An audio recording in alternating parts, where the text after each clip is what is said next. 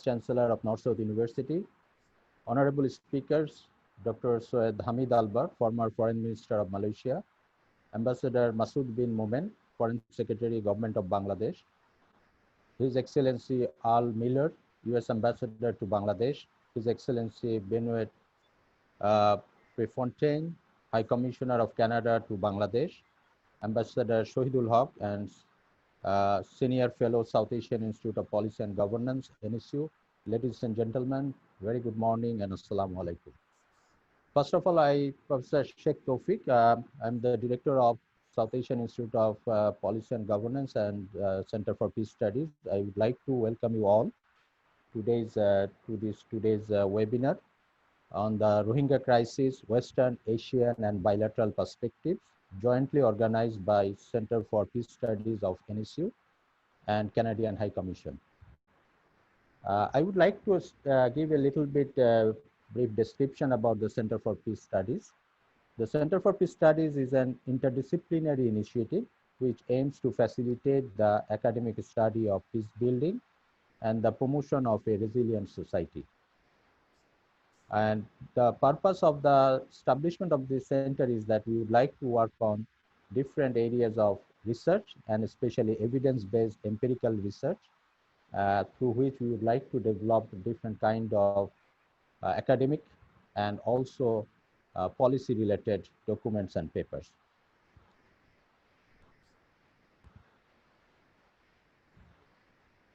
So this CPS is a platform for academics, researchers, and practitioners from diverse academic backgrounds working together to create a peaceful world with a focus on sustainable and inclusive solutions for contemporary humanitarian crises. And CPA is located under South Asian Institute of Policy and Governance at North-South University. And the South Asian Institute of Policy and Governance, SIPG, is a regional institute which are working on these different areas of governance and policy related issues. So if we now just give a little bit context of today's webinar, we have organized this event in the context of 3 years anniversary of the exodus of Rohingya people in Bangladesh. And this is an important time that we are organizing it because in next month there will be even General Assembly. In November, there will be Myanmar election.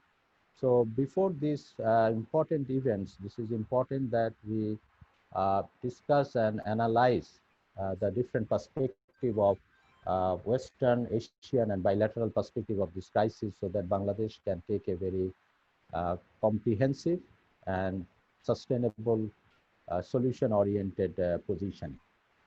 So CPS is not the first event that we are organizing. Honestly speaking, this is a series of events that we have been organized in last 1.5 years to 2 years. Last year in July, we organized the largest international Rohingya conference at North-South University, where more than 250 papers have been presented. Dr. Syed Hamid Albar was one of the keynote speakers there. Ambassador Miller was also there in one of the sessions. And on the basis of that conference, we continued our research and study in the following months. We organized several roundtables with media. We produced several policy briefs for the policymakers, academicians, and researchers. Even we published a special issue of a journal. I just want to show it here that the International Journal of World Peace on the Rohingya issue. And also there are 2 book projects are now going on the basis of these different papers and research that we have been carrying for last few months. So this is a kind of a continuation of that series, and we hope that on the basis of today's discussion, we'll also produce policy briefs, and we will circulate it to the academicians, our development partners, government, and also the other agencies. So with that background and note, I conclude the introductory remarks here, and I'll now hand it over to the moderator of today's session, Dr. Ishrat, and now she will be carrying forward. Dr. Ishrat, thank you. Thank you, Dr. Tawfiq, for your precise and well-articulated introductory speech with a wonderful background of the journey of CPS and the background of today's event. Assalamu alaikum and a very good morning to all of you, respected panelists, Honorable Vice Chancellor, and Honorable audience from many different professional areas. Thank you very much for joining today's webinar on the Rohingya crisis, Western, Asian, and bilateral perspectives. So this is Ishrat Zakia Sultan, Assistant Professor in the Department of Political Science and Sociology, and a researcher working with the Center for Peace Studies and the South Asian Institute of Policy and Governance, SIPG of North South University. I welcome you all to today's webinar. While Rohingya crisis is no more a bilateral issue, discussions and debates rarely focus on global perspectives, in particular on Asian and Western standpoints. The time has come to generate discussions on Rohingya issues from all these perspectives, not only to understand the geopolitical complexities of Rohingya issue, but also to see how we can be hopeful to find sustainable solutions to the crisis in collaboration with and support from global communities. The 4-decade-old Rohingya forced displacement has crossed into the third year since the major exodus took place in August 2017. It is now time that the Rohingya crisis is revisited, taking into account the current and previous situations of Asian geopolitics, efforts made by regional forums such as ASEAN and OIC, as well as Western countries' approaches to explore an innovative, human rights-centric and peaceful mechanism to resolve the crisis. CPS, along with its series of events, dialogues, collaborative works, and research on Rohingya issue, would like to address some of the key issues relating to bilateral, multilateral, and regional relations. We are delighted to have an esteemed group of panelists today who are going to share their views, opinions, and suggestions in the context of their experiences with bilateral, multilateral, and regional relations. It is a great pleasure that most of the panelists previously joined various events organized by North South University. Dear audience, let me now introduce them to you. Today we have Country Datusiri Mr. Dr. Syed Hamid Albar, Honorable former Minister for Ministry of Foreign Affairs, Ministry of Home Affairs, Ministry of Justice, and Ministry of Defense of the Government of Malaysia. He served with the ASEAN and OIC as well. Today he will talk about Asian politics, role of ASEAN and other regional forums impacting Rohingya crisis. Malaysian prominent politician Dr. Albar came to Bangladesh as the keynote speaker in the International Conference on the Rohingya Crisis and Sustainable Solutions organized by North South University in July 2019. We are really glad to have him with us again today. Another panelist is His Excellency Mr. Earl R. Miller, U.S. Ambassador to Bangladesh. Mr. Miller also joined the plenary session of the same conference last year organized by North South University. Today he is going to talk about U.S. policy on Rohingya crisis. Another panelist is Ambassador Mohammad Shahidul Haq, former Foreign Secretary of the Government of Bangladesh and Senior Fellow, South Asian Institute of Policy and Governance, SIPG of North South University. He has been with us from the beginning of CPS and contributing to the expansion of CPS significantly. Today, his topic is Rohingya crisis in the context of Bangladesh-Myanmar bilateral relations. We also have His Excellency Mr. Benoit Fontaine, High Commissioner to Canada, High Commissioner of Canada to Bangladesh. This is for the second time we are having him in a North South University event. He joined an important dialogue session on the ICJ verdict on Rohingya issue in January this year, which was organized by SIPG of North South University. Today, he is going to talk about Canada's approach to the Rohingya crisis. Finally, we have Ambassador Masood bin Momen, Honorable Foreign Secretary, Minister of Foreign Affairs of the Government of Bangladesh. He is going to talk about Bangladesh's approach towards Rohingya crisis, towards hosting Rohingyas. and thank you very much to all the esteemed panelists for your kind presence in our webinar today. Respected panelists and audience, now let me share the modality of today's webinar. First, we'll hear from the esteemed panelists. There will be question and answer session at the end of everyone's presentation. And audience are welcome to write their comments on the chat box and questions on the Q&A option on your screen. And then we'll hear a few words as part of concluding remarks from Honorable Vice Chancellor, Professor. The webinar will end with a vote of thanks by the coordinator of CPS. Today's webinar is being transmitted live on Facebook and recorded for future transmission on other social media platforms. So you can always visit NSU and CPS social media platforms in future if you like to view it again and also share it with others. Now, let's hear from our esteemed panelists. In order to stay on time, each panelist will have roughly 10 to 12 to 15 minutes.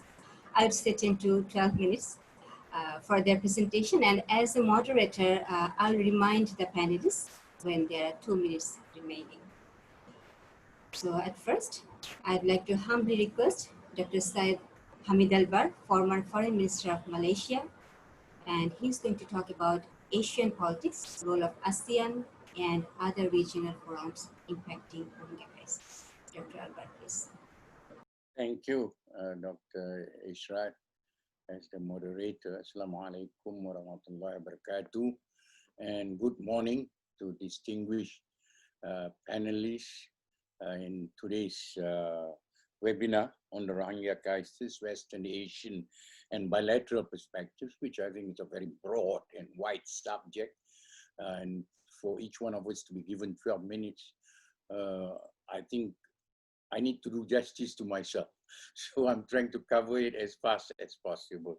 Thank you for inviting me to participate for a second time in a discussion or a discourse touching on the subject of Rohingya.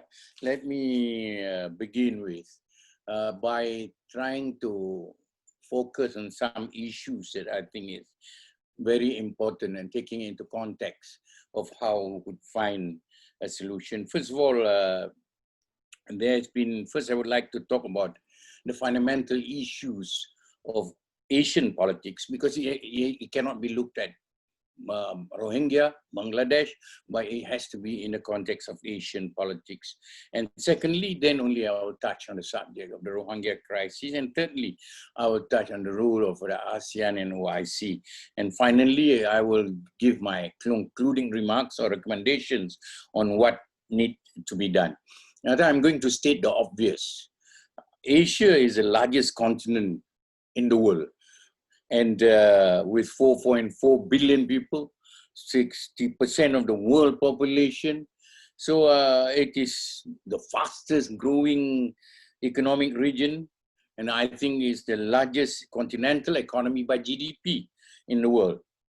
And I think there is no doubt that we are living in a region, in an area, in a continent where several of the world civilizations exist. And there are economic miracles to our performance and development. And we are also, whether fortunately or unfortunately, 5 of the world's nuclear power are located in our diverse continent. So you imagine how you're going to discuss all these subjects of Rohingya crisis and all these things. So my focus, as I mentioned, will be on ASEAN and OIC. I think insofar as the Asian politics is concerned, it is, from my description earlier, it is very diverse due to what I've stated, large landmass and population. And I think I like to repeat that within Asia, there are 6 sub-regions: South Asia, East Asia, Southeast Asia, which is ASEAN, West Asia, Central Asia, and North Asia. Our focus, if namely, I think in this context, South Asia, East Asia, and South Asia in terms of its geopolitical. And I think another important issue when we're discussing this subject in order to find what we call sustainable solution is on the question of the security imperatives of what is happening So on the Rohingya crisis, I think I'm glad that Dr. Ishrat has now mentioned it should not be considered as a bilateral crisis between Bangladesh and Myanmar, or Myanmar and the ASEAN neighboring countries. It is actually a regional and global crisis, and it must be treated in that way. And in order for us to find a resolution, we cannot focus or concentrate on the immediate region or in the immediate bilateral situation, but it has to be looked at the regional and global basis.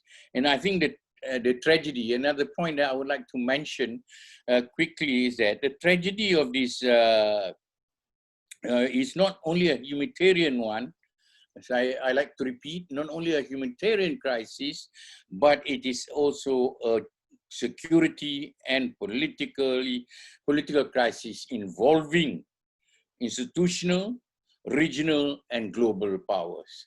When I mention institutional, I mean that it involves ASEAN, it involves OIC, it involves UN and its agencies, it involves also SAC, it also involves I think EU, if we like to bring EU into this, the subject of discussion. And I think it is, as I like I have stated, it is not possible to just discuss within the time allocated. But let me go back now to the ASEAN. As you all know, ASEAN is a regional organization formed on the basis of geographical footprint. Our basis is you must be a country in Southeast Asia. So it is a geographical footprint. The intention of that establishment is to create confidence. It's a confidence building measure in order to seek cooperation in economic and development within the South Asian countries with a view of creating political stability in our region to avoid. I think this is the most prime important issue. We wanted to avoid ASEAN being made a theater of major powers rivalry.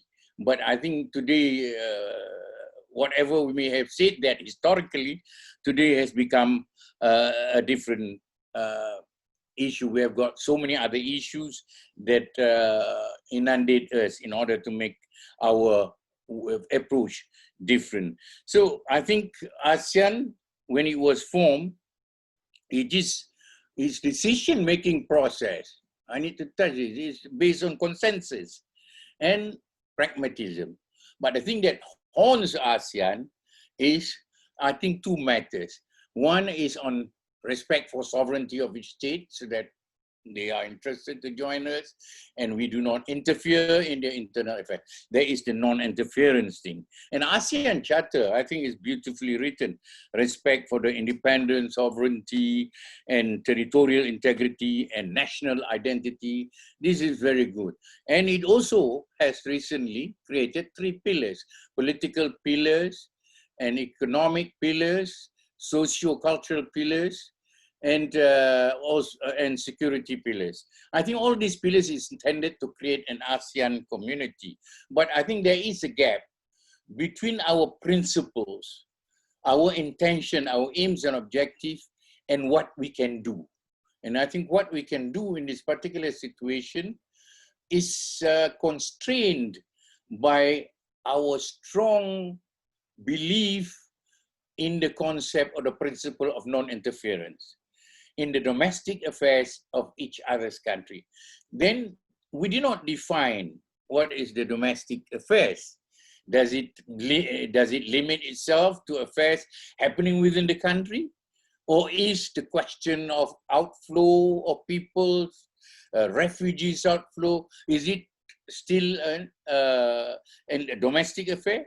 And I think this is where many scholars as well as governments feel that there is a need for us to revisit on this non-interference. At one time, Malaysia, Indonesia, and Thailand, we suggested we should be more willing and more open to be involved in constructive engagement, where the crisis or incidents in one country has affected other countries in the region. You cannot say the Rohingya crisis is only limited to Myanmar, because there are refugees, there are human trafficking, there are security threats that has come to the shores of other countries in ASEAN as well as beyond ASEAN. I think Bangladesh has done very well under very difficult circumstances. In 2017, it has received so many people in order to accommodate its responsibility to the international community, for which we should salute Bangladesh. And I think this become a stumbling block, and it has also caused ASEAN not to be able to play a leading and collective role when it comes to discussing the Rohingya issue. It is not even on its agenda. We recognize it can affect our stability. We recognize it has created social and security problem within our region, but it is still taboo to discuss it openly. If you cannot discuss it openly, then it would be more difficult to make ASEAN, and in fact, I personally, looking back, ASEAN made a more open remark about Myanmar's behavior when Myanmar was outside ASEAN. Once Myanmar is inside ASEAN, there is nothing in its charter or mechanism that allow ASEAN to take special measures or things that could assist in finding a sustainable solution. So I think there is the ASEAN, the non-interference principle, and then under our Treaty of Amity and Cooperation in 1976, we also agreed that we should settle dispute by peaceful means. So this is a lot of words. I think I'm about to, to finish it, but I haven't. So in that respect, ASEAN's role is constrained. Even its human rights body, its mandate is very limited. And so I would like to look at OIC. Even though OIC is a huge multilateral organization, OIC as a huge multilateral organization, it has done better than ASEAN. It has done so at bilateral level. Its approaches at bilateral level, even OIC is condemned by many of the countries in ASEAN as well as in the OIC membership.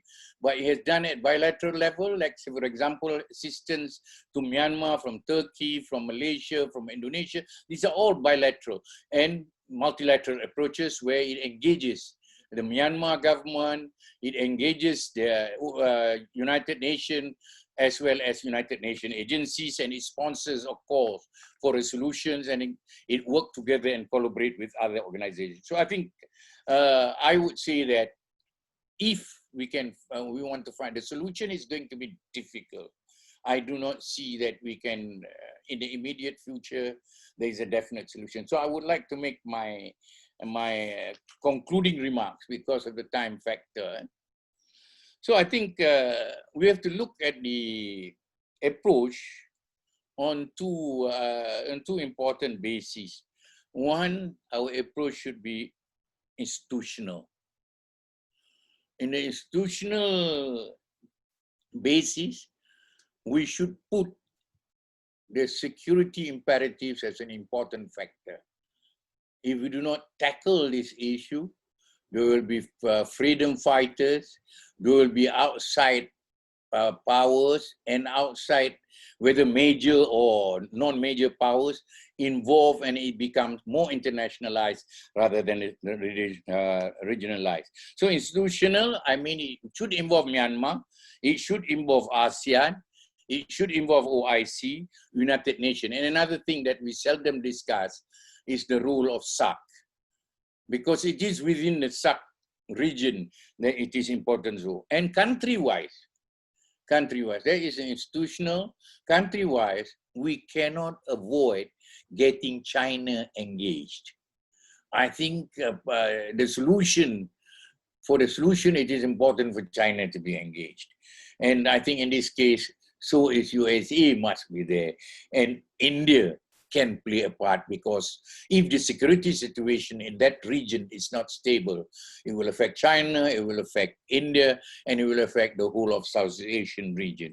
And I think most importantly, I would like to see Bangladesh has taken the biggest brunt of all the problems that I think if it is possible for Bangladesh as the major country facing all the big problems, if Bangladesh can establish a task force with the most relevant ASEAN countries to make sure the narrative, it will not be a forgotten issue, like a forgotten issue. It's an ongoing issue.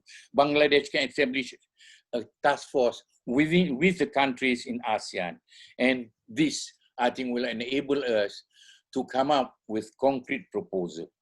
Finally, the Rohingya, in our endeavor or intention, our aim to find a solution, they must not be alienated politically. I think the election in Myanmar in November, there's still alienation. There's still non-inclusiveness. I think whatever you want to do, it must be not, should not be alienated politically in a constitutional democracy. And democracy should be inclusive. So the solution to me is political, involving ASEAN, UN, OIC, and other regional and major powers, and Myanmar must be pressured with its, to stop its crime against immunity, violations of human rights, gross violation, and also, I think, the genocide. And I think the evidence are there. We want to be living in a very peaceful world, and I think the intention of Dr. Taufik's center is to create and for peace building, for which I congratulate him and his team. And I hope that my intervention has been useful. And I like to end there by saying thank you once again to the organizers, the North-South University, and to the High Commission of Canada, and to all my distinguished colleagues who are participating in this webinar discussion. Thank you. Thank you, Dr. Alvar, for a very thought-provoking talk. And you have rightly pointed out that the matter of non-interference issue that made some of the roles of ASEAN constrained, and which I think we need to talk about this, because you said that if we do not discuss this openly, how can we find the solution? So thank you once again, and we hope you're going to stay with us until the end, because I'm expecting some questions from the audience for you at the end of everyone's presentations. We'll be sending the questions to you to respond. Okay, so the next presenter, we have His Excellency R. Miller, U.S. Ambassador to Dhaka, and he's going to talk about U.S. policy on Rohingya crisis. His Excellency, Mr. Miller. Thank you. Well, thank you very much. Assalamu alaikum and good morning. Thank you to North-South University for hosting a discussion on the Rohingya crisis again this year, and to my friends at the Canadian High Commission for co-sponsoring today's webinar to reach the widest possible audience. What a great opportunity to take advantage and learn from the experience and wisdom and counsel of a really remarkable panel. And I feel like I'm among friends. I just want to say a special personal hello to Masood and Shahid, Ahmed Benoit. And my 25-year-old son is watching on Facebook from the States. So hello, Alexander. On the eve of the third anniversary of the current Rohingya refugee crisis, we face unprecedented displacement and humanitarian crises around the globe. In 2020, there are nearly 80 million people forcibly displaced worldwide. And of course, the COVID-19 pandemic exacerbates their vulnerability. The United States remains the largest single provider of humanitarian assistance worldwide, providing $9.3 billion last year and nearly $70 billion in overseas humanitarian assistance in the last decade alone. Since the COVID-19 outbreak, the United States committed $1.6 billion globally in emergency health, humanitarian, economic, and development assistance for pandemic relief efforts, and that includes more than $56 million in counting in Bangladesh. We work with the United Nations High Commissioner for Refugees, International Committee of the Red Cross, the International Organization for Migration, the United Nations Children's Fund, the World Food Program, and other international and non-governmental organizations to help those most in need. We work with our superb partners in the government of Bangladesh, a nation that has set an example for the world of humanity and decency by opening its hearts and borders to almost 1 million displaced Rohingya. Nothing I have done in my 3 decades of service as an American public servant gives me more pride or is more important than working with these selfless, dedicated partners. They are truly the best of us. You know, when you visit the Rohingya camps, one can be heartbroken by the inhumanity in Burma that caused this crisis, but one can also be inspired by Bangladesh's response and the nations that support you. Working together, American assistance reaches tens of millions of displaced and vulnerable people worldwide. It provides life-saving food, shelter, healthcare, access to clean water, education, livelihoods, child protection programs, women's protection and empowerment activities, and more. And that unwavering commitment to the world's most vulnerable remains a critical component of U.S. national security policy. It remains a top priority of mine and a top priority of the U.S. Embassy in Bangladesh. Because behind these numbers, these tens of millions, there are fellow human beings, a beloved mother or father or brother or sister who once had a home, a livelihood, perhaps was a young student, all striving and hoping, as we all do, for a better future for ourselves and families, and loved ones yet to join us on this vulnerable world we're privileged to share. We're working with our partners in the Rohingya refugee camps every day, tirelessly, on the COVID-19 response. We are stabilizing food insecurity, distributing disinfectant supplies and hand sanitizer for communal areas and health centers, installing hand washing stations in public places and entry points, and distributing masks produced by Rohingya from IOM livelihood programs. In March, at the launch of the 2020 Bangladesh Joint Response Plan, the United States announced more than $59 million in additional humanitarian assistance for the Rohingya crisis, nearly $55 million for programs inside Bangladesh. And the United States is a leading single contributor of humanitarian assistance in response to the crisis, providing more than $951 million since the escalation of violence 3 years ago. Nearly $800 million for programs inside Bangladesh. And now we're spending upwards of $22 million on the COVID-19 response in Bangladesh, including in Cox's Bazar, Rohingya refugee camps, and host communities. Critically, U.S. government assistance also supports these host communities, and we certainly appreciate the sacrifice and burden that they bear. But as you've heard, we all know this crisis is more than just a crisis that requires humanitarian assistance. It's a global political and diplomatic issue. It's an issue that asks us all to look at solutions that perhaps we haven't explored in the past. People are more likely to return and reintegrate successfully in their countries of origin if they have access to education and livelihoods and portable skills. This should continue to be a priority, in my view, even in the context of COVID-19, to prepare Rohingya for voluntary repatriation to Burma once conditions allow. This also reduces the risk of radicalization, criminality, and other antisocial behavior. Beyond Bangladesh's borders, it's also up to the international community to take action. We must continue to press Burma to respect human rights, allow unhindered humanitarian access, adhere to the ceasefire, and engage in political dialogue to pursue peace. And such actions must be taken not just in Dhaka and Rangoon, but in New York, Geneva, The Hague, and throughout the region. We must continue to press Burma to establish conditions to allow for the safe, voluntary, dignified, and sustainable return of refugees, and insist on renewed efforts to implement recommendations from the Kofi Annan-led Advisory Commission on Rakhine State, and the structural changes necessary to address institutional discrimination and mistrust. The United States has taken strong action to promote justice for Rohingya victims and accountability for those responsible. We sanction top military leaders linked to gross violations of human rights, strongly supported UN investigation mechanisms, and encouraged participation in ICJ proceedings. And we certainly appreciate the sustained commitment of Australia and Canada, the Gambia, and the European Union and other nations to hold perpetrators to account. Bangladesh should not be tackling this crisis alone.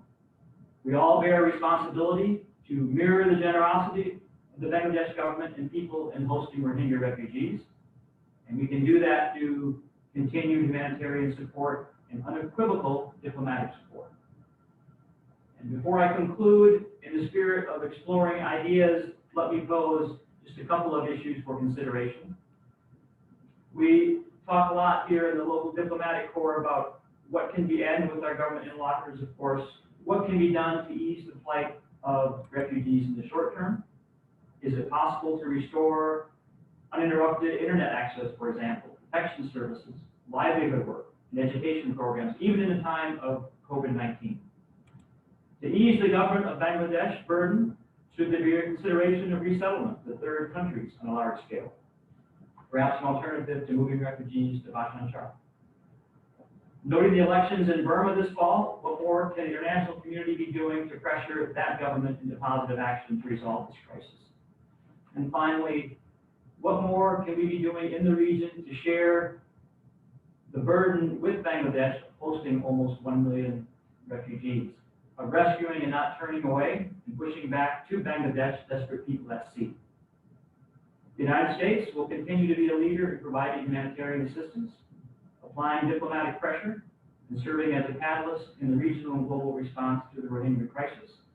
But as we all know, this crisis can only be resolved with an effort by the global community. And I hope gatherings like this one truly amplify that message and the appeal for every responsible and right-minded nation to join us in finding a solution, because every right-minded action counts. Every right-minded action saves lives. We've seen that over the past 3 years, and we all know it to be true. So thank you for the opportunity to join this discussion. Donabat, and I look forward to hearing from you all.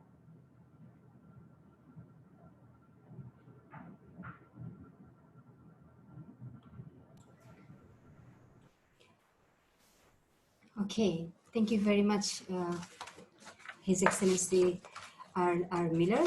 And we appreciate your point that you say that we must continue to press Burma to stop this institutional way of discriminating and exploiting the ethnic community living in Burma. And we hope that the support from the US will be there for Bangladesh. Thank you very much. So our next panelist, Mohammad Shahidul Haq, Senior Fellow, South Asian Institute of Policy and Governance, SIPG of NSU.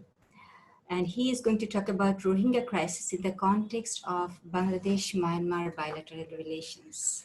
Mr. Haq, please.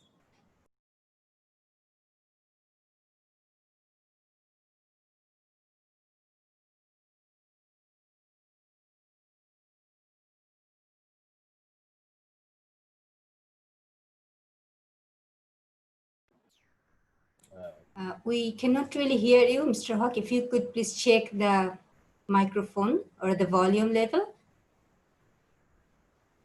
We still can't hear you.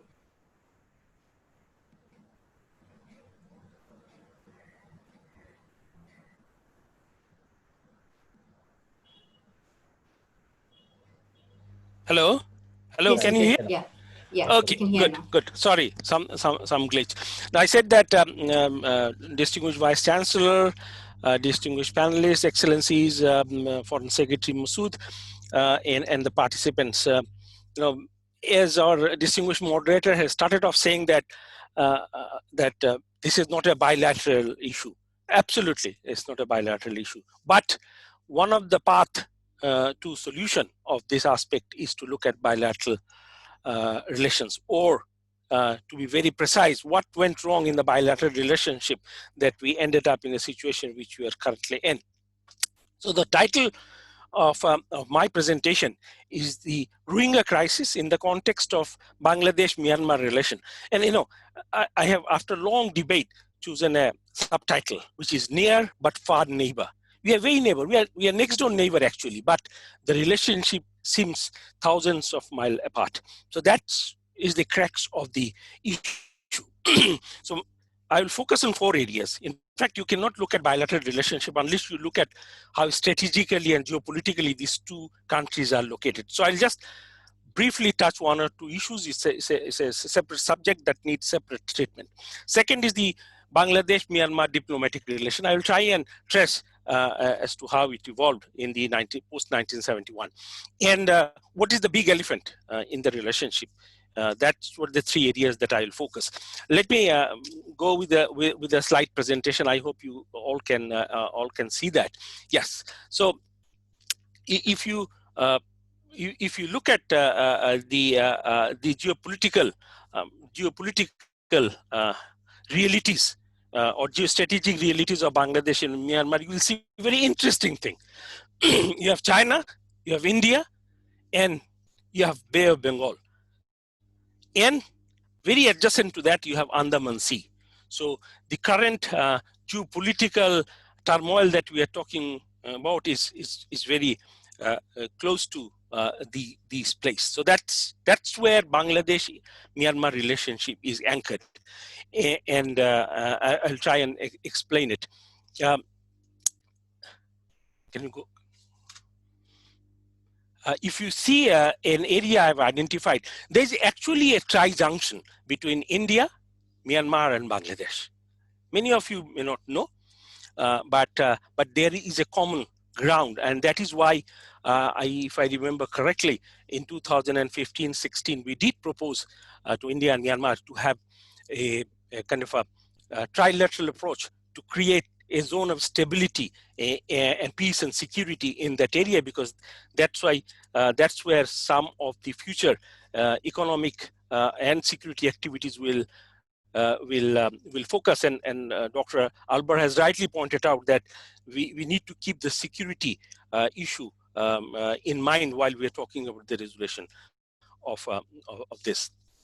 Now, geohistory of India, Bangladesh, or Bengal, to speak about it, and Burma is very old. It's not today that Bengalis or people living in the Bengal Delta interacting with the Myanmar people. It has a long history. In fact, it remained an area where there has been a continuous flow of goods, services, and people, and there are books written on it. But the British actually annexed Burma through 3 different Anglo-Burmese wars: 1824, 1852, and 1885.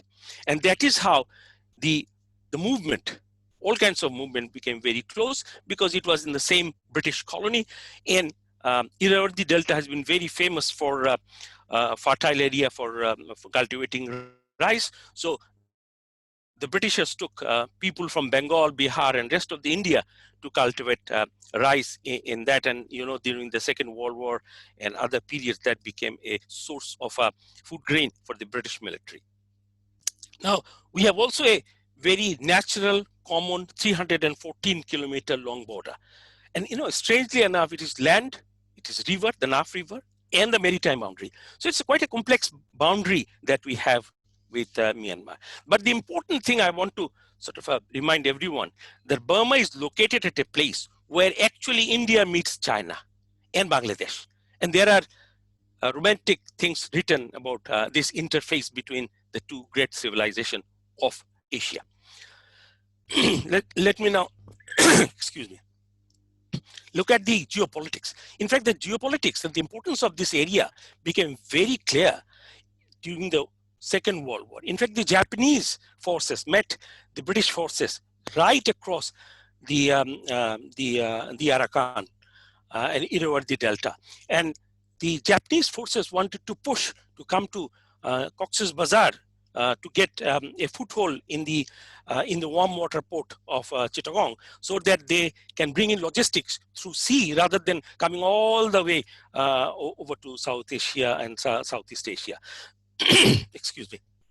So that's very important, and that in that war, actually the Japanese and Burmese got together, and the British and the Indians, and certainly the Rohingyas came together. So there was a kind of a natural animosity that created, and recently the military generals have been reminding us of that. So that's very important, and we have to keep this in mind to understand the bilateral relation between the two countries. Okay, I'll try and run through quickly. I have already said this, so I need not to reiterate it again. No, that very sense that the Rohingyas are against Burmese had a root in the Second World War, and when the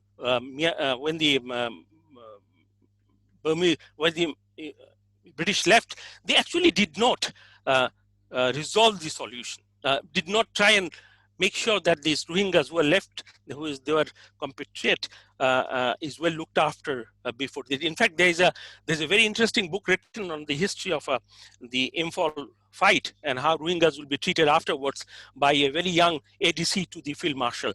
A very interesting read. So that also gives that how the psyche of the two countries have been created. Now let's see a little bit of a Burma, not through my eyes, but through R.D. Kaplan, who has written very extensively on the geostrategy of Asia recently in his famous book Monsoon. Who haven't read, please read it, so you'll get better ideas to why there's turmoil. And he said, and I love this quotation: the Burma is a strategic, romantic, but a moral catastrophe. The moral catastrophe.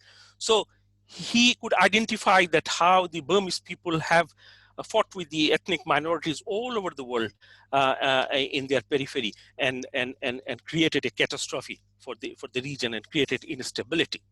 So now Myanmar was the 6th country to recognize Bangladesh in 1970. One of the leading. In fact, Bangladesh established the mission in March 1972.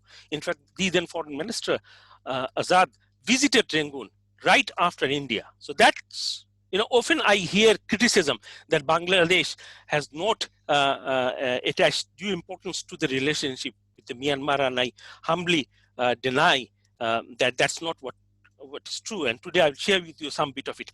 Now, it's interesting that Burma played a kind of a very dubious role in 1971, being in our periphery.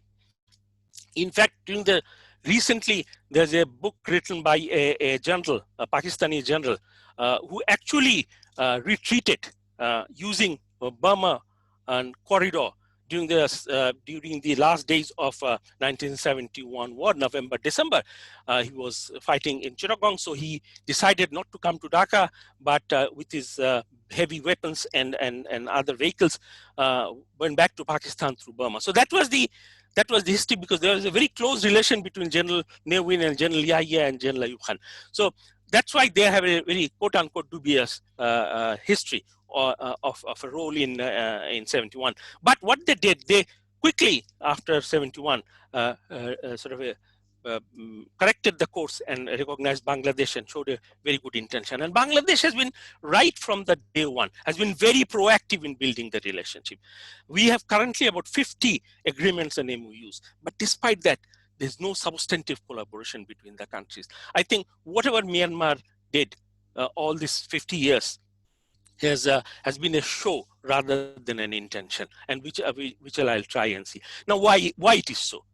Because Myanmar has been, as long as Bangladesh has been in existence, under military rule. And military needs an enemy to consolidate its power, to show the world, to show his own people that, if you are not with me, these people are going to take you over.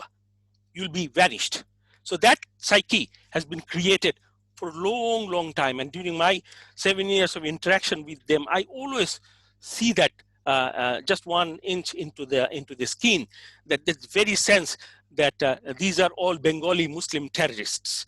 They're never going to be our friend. So that sense always prevailed. But as opposed to that, we always looked at Myanmar with nostalgically, with a lot of expectations. So that's where there's a huge gap between our perception and their perception. So it is not that we were not focusing on them, but we were not getting the due response. Recently, in fact, last week, the Economist came out with a very good article, August 2020, and I have quoted from there. We said Myanmar is engaged in peace talks, irrespective of regime, without a peace. I think it's a pure reflections of their intention, because possibly they don't want a peace. Peace will only create democratic society rather than a military society. Now, what is the narrative that used? They use their narrative about Rohingyas, that Rohingyas are Bengali extremists. They all come from Bangladesh, and they about the media reports of military abuses. They said it is fabricated, it is fake, and they blame Bangladesh for allowing media and international community to be in Cox's Bazar to see the atrocity. So there's a huge trust deficit, and we see an issue.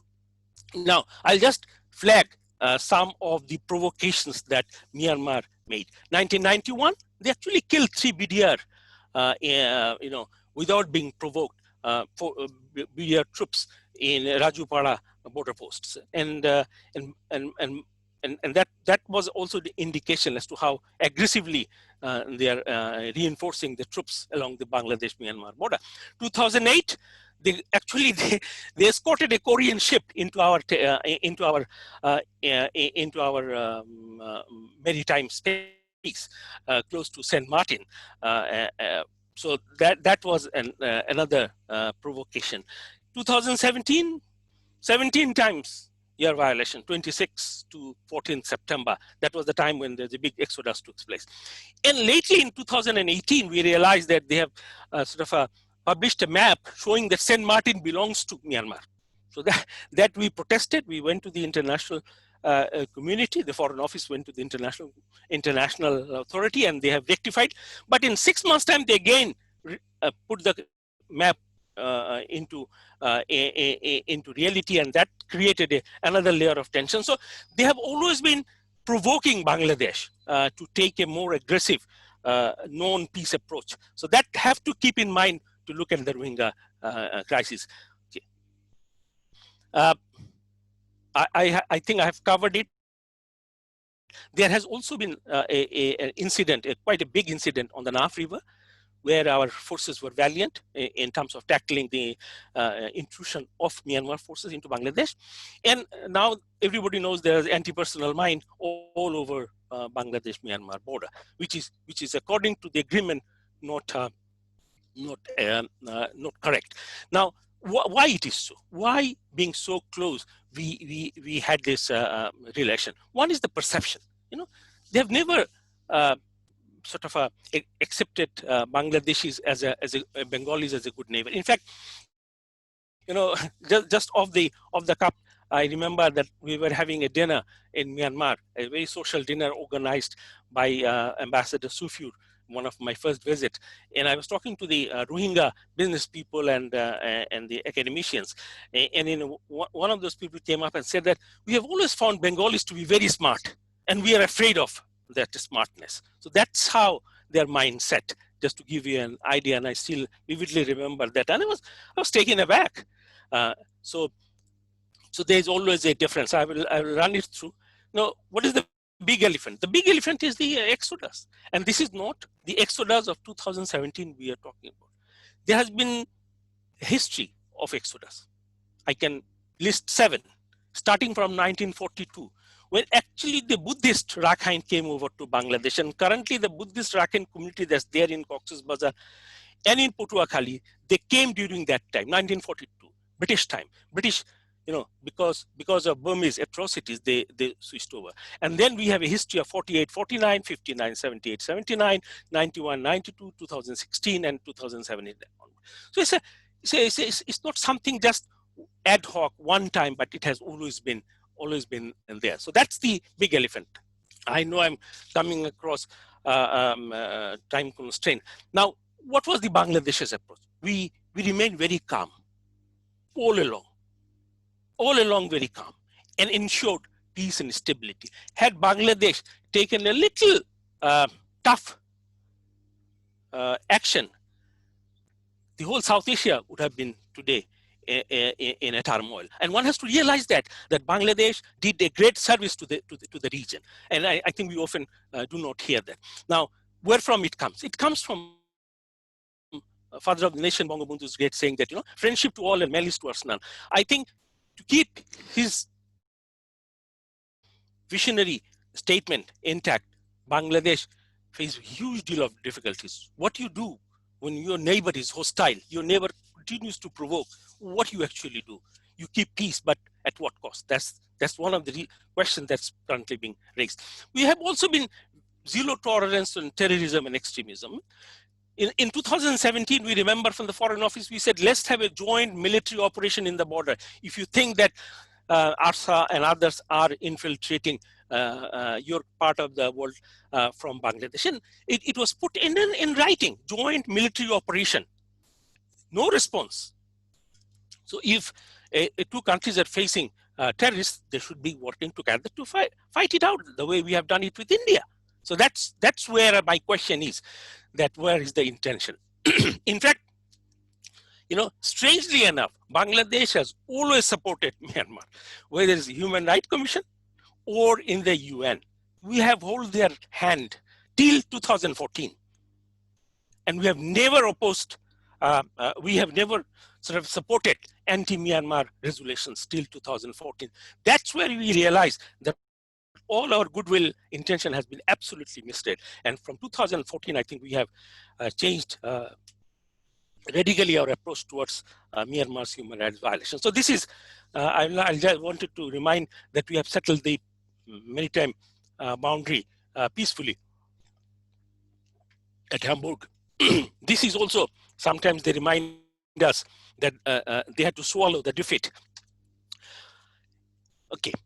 Also, Bangladesh has been very proactive in creating a sort of a economic pathway between Bangladesh and all the way to Kunming to Kolkata. Myanmar has very little interest in it, despite the fact at one stage both China and India extremely interested to do it. In fact, roads have been operationals, and we gave them a number of options. I said, okay, if this road is going through northern Rakhine, let's bring it up. Let's bring it to Thanchi and avoid the conflict area if it is so. We have long discussions, but their intention was to buy time. That's all, not to resolve the problem. So I'm coming to an end. So Bangladesh always tried to bilaterally solve it. It did settle twice, but this time it didn't work. And why it didn't work is the geopolitics, the slide that I've showed you on the first one.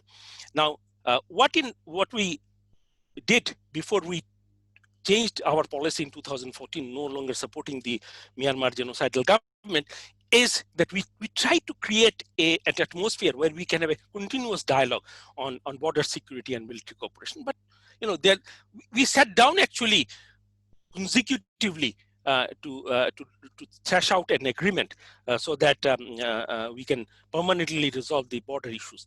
But they participated. They said yes, but they never end up accepting this. Our Prime Minister Sheikh Hasina has been very sincere in her approach to resolve this peacefully and discuss this with Aung San Suu Kyi, and also invited her twice to Bangladesh. No response. So this is what international community need to know when they talk about resolving it through bilateral means.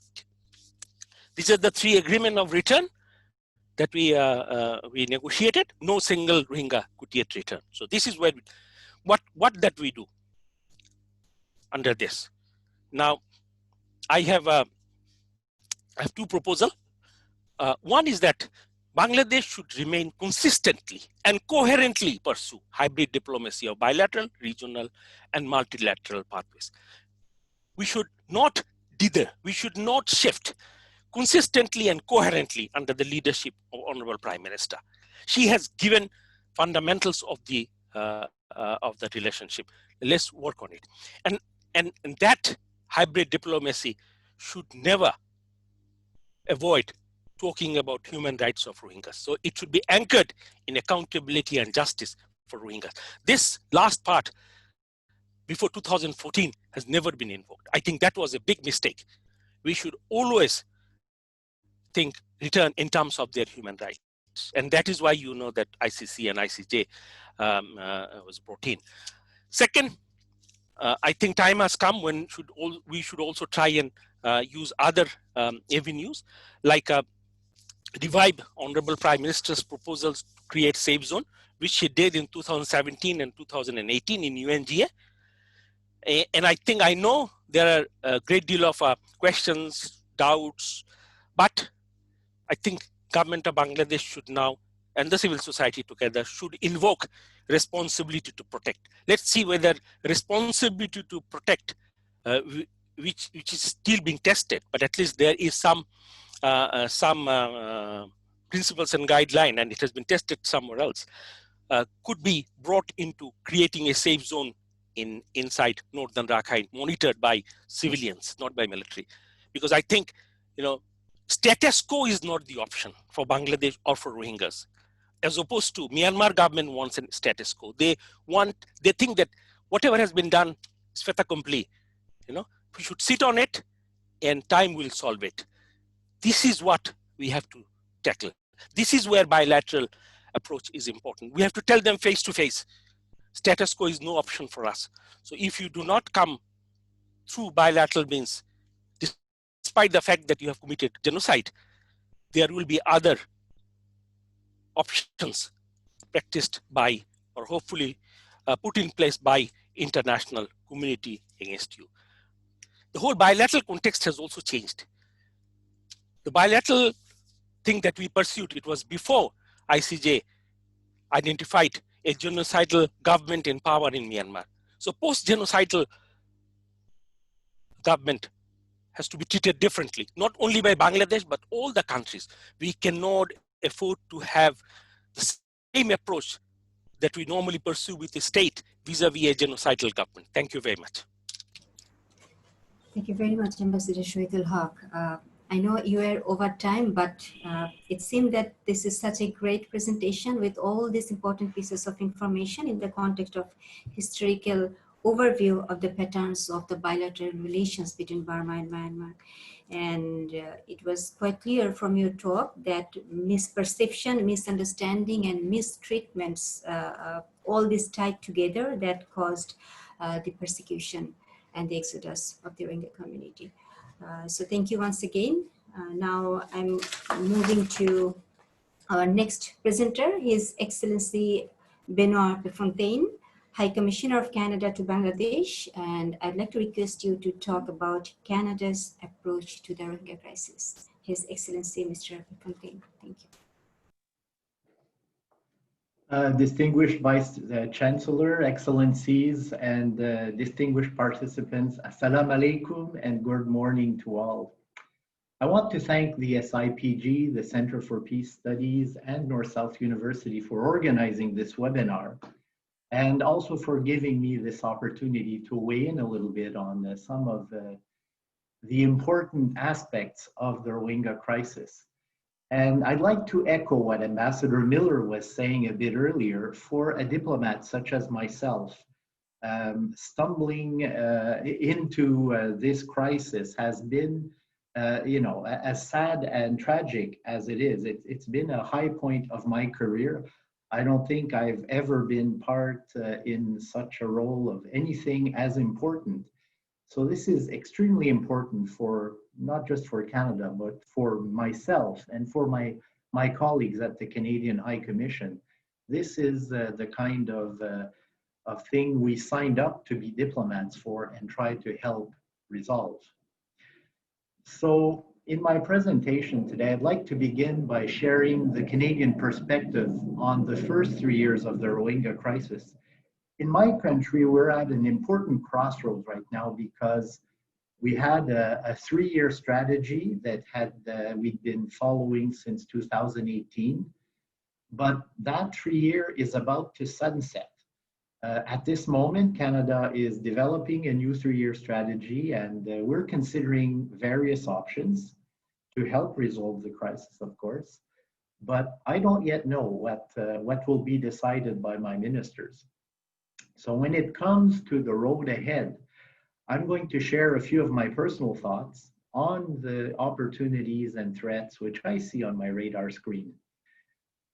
So I arrived in Bangladesh in 2017 just as the displacement of over 850,000 Rohingya to Bangladesh was still taking place. So since the beginning of the crisis, Canadians were shocked by what happened in Myanmar. And we have been a strong partner of Bangladesh throughout. It was immediately clear to us that we had to do something. The first important decision taken by my Prime Minister was to appoint a special envoy, Bob Rae. He visited Myanmar at the very beginning of my assignment. I've since visited the camps with him at least 4 or 5 other times. But he's also traveled extensively to Myanmar, to several other capitals around the world, especially here in Asia, to try to understand, see what could be done. And, you know, this resulted in a report, which he tabled, and here's the report I'm speaking about.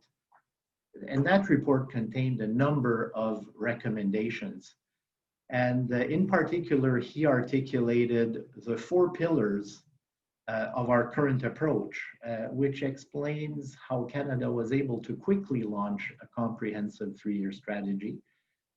So that report, I would add, has elevated the whole Rohingya crisis as one of Canada's foreign policy priorities. And again, Ambassador Miller was mentioning all the efforts taking place around the world to try to find solution, find areas to make progress. And it's the same thing with the Canadian Foreign Service. We, all of our ambassadors in Asia are being asked to advocate, to approach governments, to look for a solution. So this isn't just something that's driven out of 2 embassies in Dhaka and Myanmar. This is big. I'd like to say a few words about the 4 pillars of our current approach.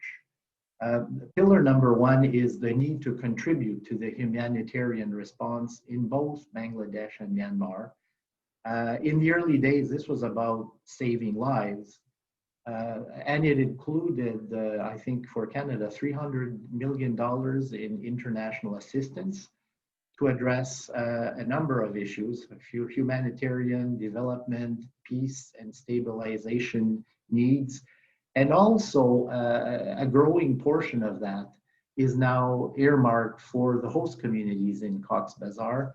We feel that we have an obligation to balance how we try to help people in the whole region there. The second pillar of Canada's approach has been to address, of course, the political situation in Myanmar.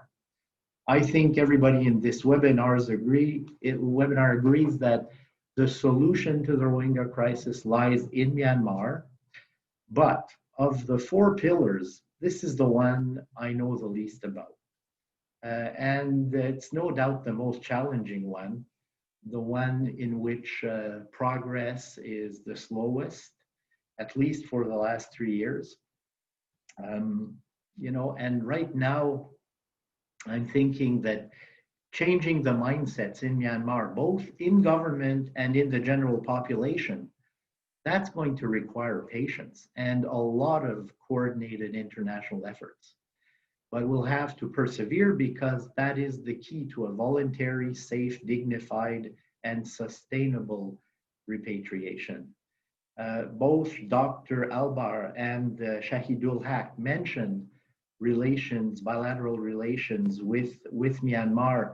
Every country faces different circumstances, and what they can and can't do varies tremendously. And that's going to be one of the complications. Not all countries are as free as Canada to criticize or impose sanctions, because our relationships have always been with Myanmar rather limited. And I'll move on to the third pillar of our approach, which is the need for accountability. So Canada has been a strong and consistent advocate for accountability in Myanmar since the onset of the current crisis in August 2017. We advocated for and supported all international accountability efforts, including the establishment of the IIMM, the Independent Investigative Mechanism for Myanmar. We made continued calls for a UN security referral to the International Criminal Court. More recently, we've been supporting the Gambia's case at the International Court of Justice. In addition, Canada has imposed a number of sanctions on a large number of Myanmar officials and on corporations as well. The Canadian Parliament unanimously recognized the persecution of the Rohingya in Myanmar as being genocide. And that's just a few of the things we've done. So I think the government of Myanmar understands Canada's position very clearly. And this is important for us to continue on the accountability. And one of the things we deplore in Myanmar has been the impunity with which the government and the officials have continued to persecute the Rohingya for so long. The fourth pillar is effective coordination of cooperation. As far as I'm concerned, and I think the many diplomats who are listening in on this webinar will agree with me, this fourth pillar is the most important. It's not an easy task to build the kind of coalitions needed to make progress on the three other pillars. For this reason, Canada established and has led an international working group in New York for exactly this purpose.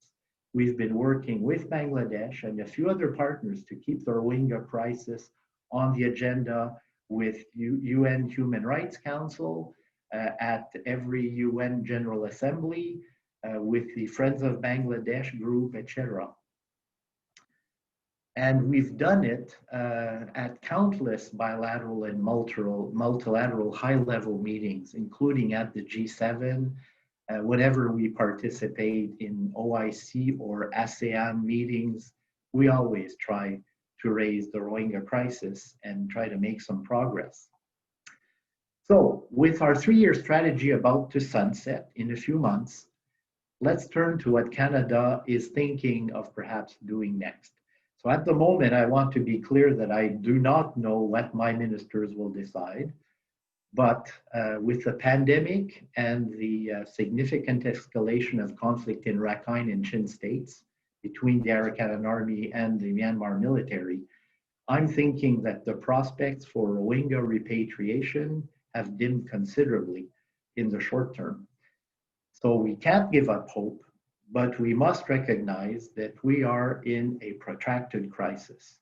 We must be practical, and so should be working together on multi-year planning and commitments to support those who are forcibly displaced to have dignity and hope.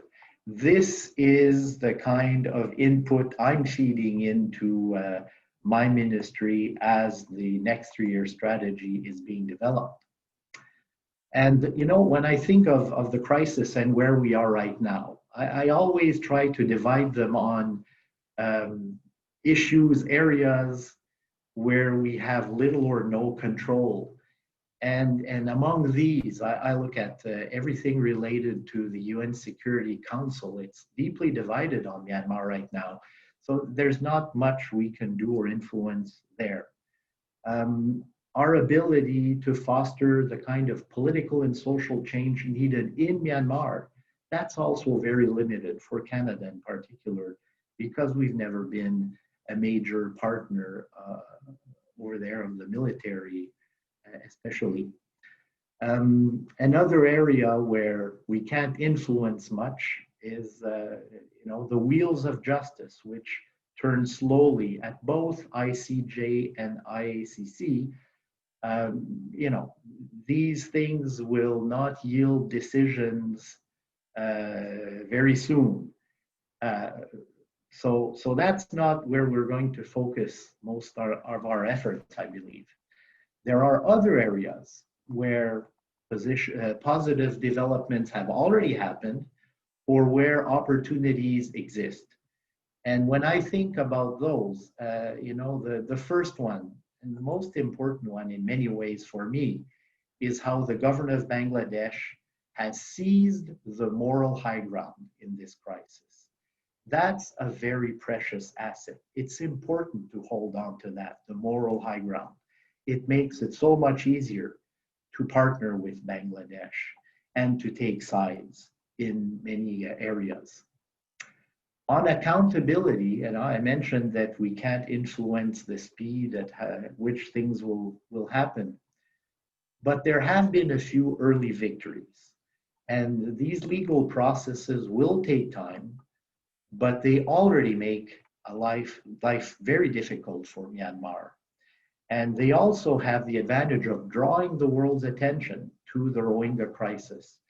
And this will be important because there are so many other conflicts in the world, and we need to find ways to keep the Rohingya crisis on the radar screen of decision makers. Another area that's important for me has to do with radicalization. So until now, we've been able to prevent radicalization in the camps in Cox's Bazar, and that's excellent news. But we need to ask ourselves, what's the best way to mitigate that risk over longer periods? And I would say the same applies to criminality. You know, there's going to be criminality. How do we mitigate and prevent it from growing and becoming unmanageable? You know, the root cause of misery, hopelessness, and desperation, it can easily lead to radicalization, no matter how many barbed wire and security is installed around the camps. And that's what we need to keep in mind. The way the Rohingya are treated in the camps is important, and maybe by treating them too much as a threat and a risk, we will accelerate what we don't want by accentuating the hopelessness and desperation in which they live inside the camps. Another opportunity I think we have right now has to do with the Rohingya community itself, especially the majority of them, which is now living in Cox's Bazar. And they are keen to fight for their rights in Myanmar. And unfortunately, I think they're finding themselves muzzled, disorganized right now. The voice of the Rohingya majority needs to be heard and even amplified. It's going to be a powerful force in trying to bring about the changes needed to resolve this crisis. And this is an opportunity we haven't been pursuing sufficiently, in my humble opinion. You know, for most of these points, where progress is possible, or in my opinion, desirable, it's clear that the government of Bangladesh has to be in the driver's seat, and the international community can and will help. Not just donor countries such as Canada, but also I would add the international NGOs, the international media, and the Rohingya community itself. This has to be a team approach with coordination, but with Bangladesh playing a key role, because all of this is happening inside of Bangladesh's borders. As a diplomat, I'm constantly looking for ways to make a difference and to advocate and to make progress. In that spirit, I'd now like to share a few of the issues that I'm finding myself advocating for. And it's about what I think could be done in Bangladesh that would help. So, you know, the Rohingya community I mentioned already has been struggling for decades. And I think it was Shahid Haq who was mentioning the 7 exoduses, the big elephant in the room. You know, if we want to have maybe not a permanent, but a sustainable solution to all this, we need to think about what could be changed within the Rohingya society. While they're in Bangladesh, it's an opportunity for these people to regroup, to receive education, to change the dynamics that has led to the incidents of August 2017 and previous episodes similar to that one. Learning livelihood skills, for example, and how to be more self-sufficient. That's possible while they're here. And I don't think we've been doing enough of that. Another area is how can we help the Rohingya community organize itself to fight for its rights and for justice? You know, they're not pawns. They're an important partner in the efforts to secure their rights and their repatriation. So their voice matters and it needs to be heard. And that, after 3 years of being in Cox's Bazar, I see too little of that. I really wish we could find ways to support that in a way that will help our common cause. A third area where I keep discussing with various other stakeholders here in Bangladesh, it's how can we become more efficient in the way the camps in Cox's Bazar are funded and managed. You know, my impression is that so much time, resources, and goodwill have been expended on trying to develop plans or obtaining permissions or visas. It shouldn't be that difficult. Surely we can find ways to be more efficient, to get more value out of the major investments we're making to resolve this crisis. And you know, especially if we're going to be doing this for several more years, we have to stop planning with short-term 1-year deadlines. We need to have a better approach. It's in everyone's interest, I think, to do that. Finally, the other point I'd like to raise is how we could manage the increasingly difficult situation I perceive in Cox's Bazar. At least that's my perception. There seems to be growing distrust among local Cox's Bazar groups towards the Rohingya, towards humanitarian workers who feel at risk now. This is another area that we need to try to find ways to make things easier. I'm sorry to interrupt. I'm sorry to interrupt, Yes. His Excellency, but we are running out of time. If you could please end in 1 minute. Yes, I will. Thank you. So let me move to my conclusion. So as I said earlier, it's difficult to envisage a quick fix when it comes to Rohingya repatriation to Myanmar, but that has to remain the main objective of everything we do. Canada will continue to leverage all diplomatic and humanitarian tools available to help the Rohingya and also the affected Bangladesh populations. And will continue to encourage Myanmar to embrace democracy and human rights. In the meantime, the Canadian High Commission will continue to work closely with the government of Bangladesh and other stakeholders here in Bangladesh, including advocacy for a number of issues, which I just mentioned previously, where we see either threats or missed opportunities. So on that note, thank you very much. Shobhake Donnabad. Thank you very much for being very specific and clear about the role of Canada and the opportunities for Canada to work together with Bangladesh to resolve this crisis, and also to express interest to help this vulnerable community until the repatriation takes place. In connection to your speech, I'd like to let you know that today we have a few representatives from the Rohingya community, particularly from both Kutupalong and Nayapara camps. And they have also already raised some questions for the distinguished panelists. At the end of the presentations, I'll be happy to share their questions to the concerned panelists. Okay, so before I move on to the last panelist, I just would like to say a few words for the audience. Please post your question on the Q&A box on your screen. And if you have any comment to share, you can post it on the chat box. And also kindly make sure that you specifically mention the panelist's name whom you expect to address your question. Okay, so the last panelist, Ambassador Masood bin Momen, Honorable Foreign Secretary, Minister of Foreign Affairs, the government of Bangladesh, and he is going to talk about Bangladesh's approach towards hosting Rohingya. Thank you.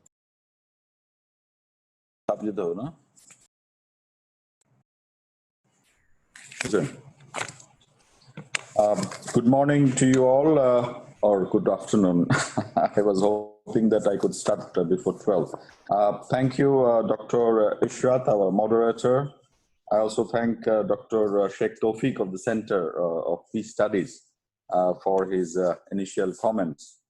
At the outset, I would like to express thanks to the North-South University and its Vice Chancellor, Professor Atikul Islam, for organizing this event. The event provides us, or has already provided, with a unique platform to look at the crisis from a wider perspective. I'd also like to extend my heartfelt thanks to the former Foreign Minister of Malaysia, Dr. Saeed Hamid Albar, US Ambassador R. Miller, and the Canadian High Commissioner Benoit Prefontaine, and also my predecessor, former Foreign Secretary, Mr. Shahidul Haq, and other distinguished panelists for their gracious attendance. Good to see you all in good health.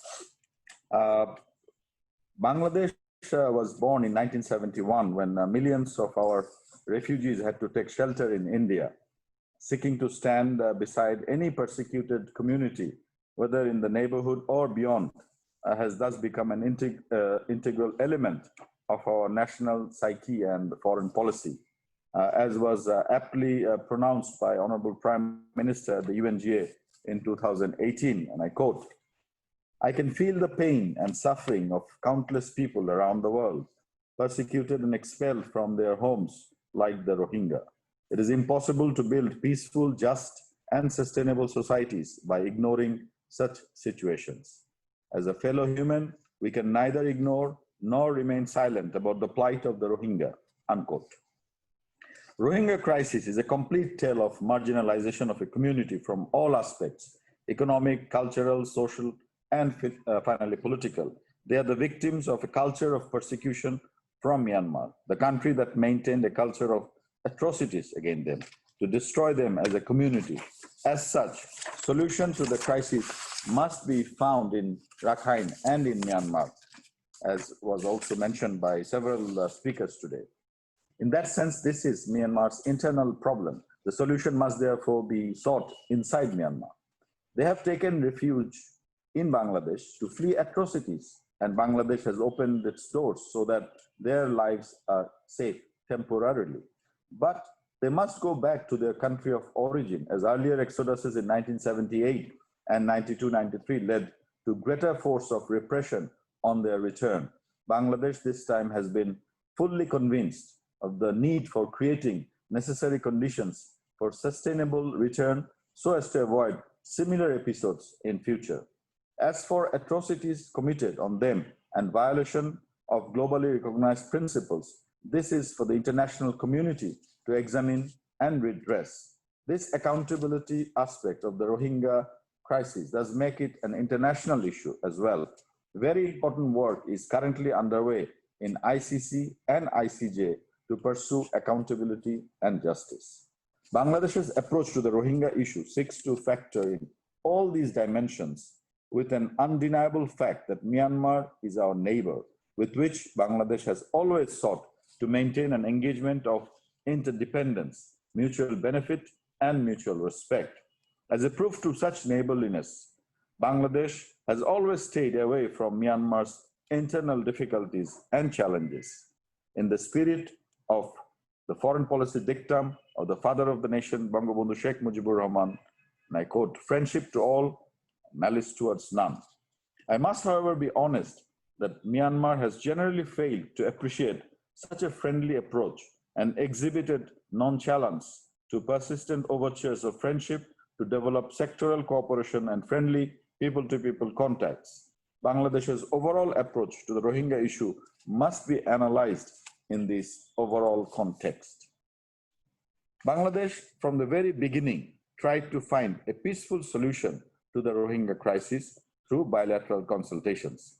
We engaged Myanmar early for sustainable repatriation in an environment of safety, security, and dignity. As such, bilaterally agreed framework arrangement and other instruments for repatriation are anchored in the restoration of normalcy, creation of basic conditions for lives and livelihood, as well as voluntariness. At Myanmar's insistence and the encouragement of a few other countries, Bangladesh tried repatriation twice. Failure of these efforts attests to the fact that Rohingya do not feel comfortable in the prevailing conditions, which do not make returnees convinced of the sincerity of the Myanmar authorities and also of the majority community, the Buddhists of Rakhine.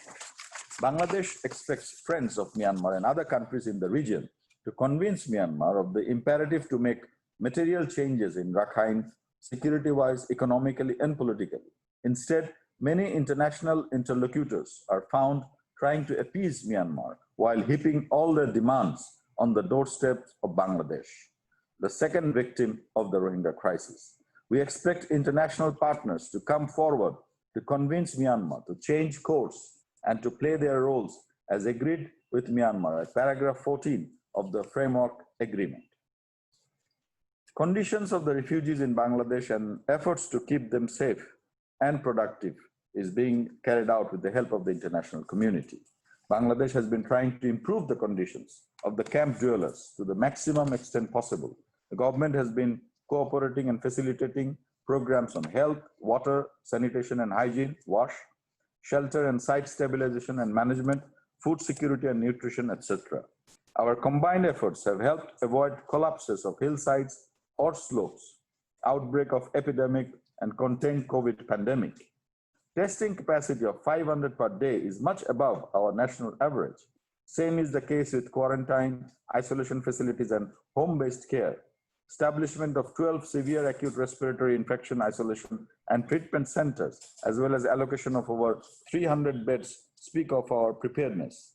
As a result, there is only 6 deaths among the Rohingyas. While there are about 60 confirmed cases among them, the number is over 3,000 in the host community, almost half in number in total. There is no casualty in the last 1.5 months among the Rohingya refugees, while less than 40 are in isolation. Rohingyas constitute about 0.61% of Bangladesh population. Support of WHO, UNICEF and UNHCR and IOM has been particularly useful in this regard. At present, over 3,200 learning centers are in operation on a curriculum called Learning Competency Framework and Approach. Based on demands for further education for children and youth, we have decided to ensure access of Rohingya children according to Myanmar curriculum. Rohingyas have been demanding secondary level education in the camps in Myanmar curriculum with a graded system and certification process for easy reintegration into Myanmar schools after their repatriation. The Myanmar curricular pilot has thus been adopted under the Joint Response Plan. We hope to see its operationalization soon at the middle school, grades 6 to 9 level. We expect that the UN agencies would soon develop skill development programs for the Rohingya youth and locals in consultation with our authorities. There could be other kinds of improvements of short-term amenities and facilities if we have adequate support from the international partners. However, I must clarify here that we would certainly not prefer investments which will directly or indirectly prolong the refugee situation and create greater and newer pull factors for remaining Rohingyas inside Rakhine. Bangladesh government rejects any notion of local integration. We would expect interested partners to talk to Myanmar government and make such long-term investments on health, education, livelihood, connectivity for Rohingyas in northern Rakhine. So far, we discern no such efforts for the remaining Rohingyas inside Rakhine. Let me mention some of the risk factors that is coming to our knowledge. The Rohingya influx has triggered a demographic imbalance in Cox's Bazar. The total number of local population in Okhia and Teknaf is about 570,000, whereas the temporary sheltered Rohingya is the double of host communities. Bangladesh has sacrificed over 6,800 acres of forest land to host the displaced Rohingya from Myanmar. That area suffered a huge loss of biodiversity and wildlife already. Deforestation in the hilly areas increased the risk of landslides, raised the threats of flash floods, and intensified the likelihood of damages from cyclones.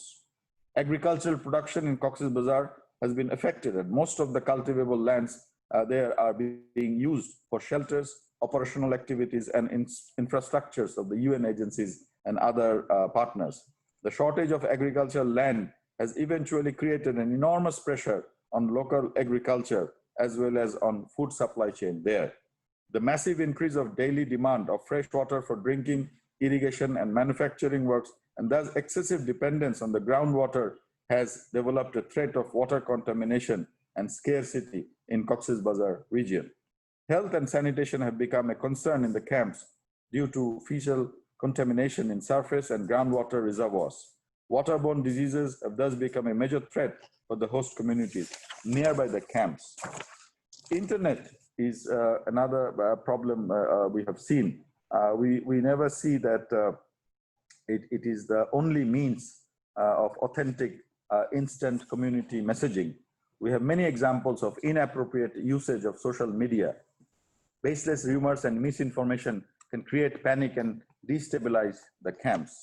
However, responding to requests from our friends and also the needs of emanating education and also COVID response for greater internet connectivity, we have taken a decision on lifting the restriction on 3G, 4G mobile network, which will be effective soon. Involvement of Rohingyas in various crimes, human trafficking, drug murder, abduction for ransom, sex trade, rape, thefts, and robbery are higher than the host communities. Radicalization of youth cannot be ruled out altogether in a situation of despair and hopelessness. In recent times, quite a few Rohingyas died in internal clashes in the camps and also outside the camps. Rohingyas have traditionally been used as carriers of methamphetamine, popularly known as yaba. Despite all efforts, yabas are being smuggled to other parts of Bangladesh. Criminal activities tended to increase in the nighttime, and these insecurities are spreading beyond the camps. As such, Bangladesh had no option but to consider erection of barbed wire security fence around the camps to curb criminal activities in the area. These are not for their isolation, but for the good and security of locals. It must be mentioned here that access to humanitarian actors will remain unhindered. Now, to de-risk all these factors and to reduce them, Bangladesh has invested hundreds of millions of dollars on infrastructural development of the island of Bhasanchar to accommodate a maximum of 100,000 persons. It has provisions for 120 clusters. Each cluster can house 768 persons in 12 houses. A total of 1,440 houses and 120 shelter stations have been built. We have undertaken efforts to make the island ready for habitation. Let me highlight a few. Arranged adequate health, sanitary facility and vaccination with referral system for complicated health conditions, created temporary works and livelihood options, like in salt-tolerant paddy, horticulture, fisheries, poultry and animal husbandry, arranged primary, non-formal and formal education which can be extended to secondary education, vocational education and skill development facilities may be established in due course. 306 Rohingyas rescued in the Bay of Bengal and sheltered in the island are doing well. We will soon conduct a go-and-see visit for relatives of sheltered Rohingyas and other representatives. If they find the place better than the cramped camps in Cox's Bazar, we expect to commence initial transfer of Rohingyas there after the monsoon season.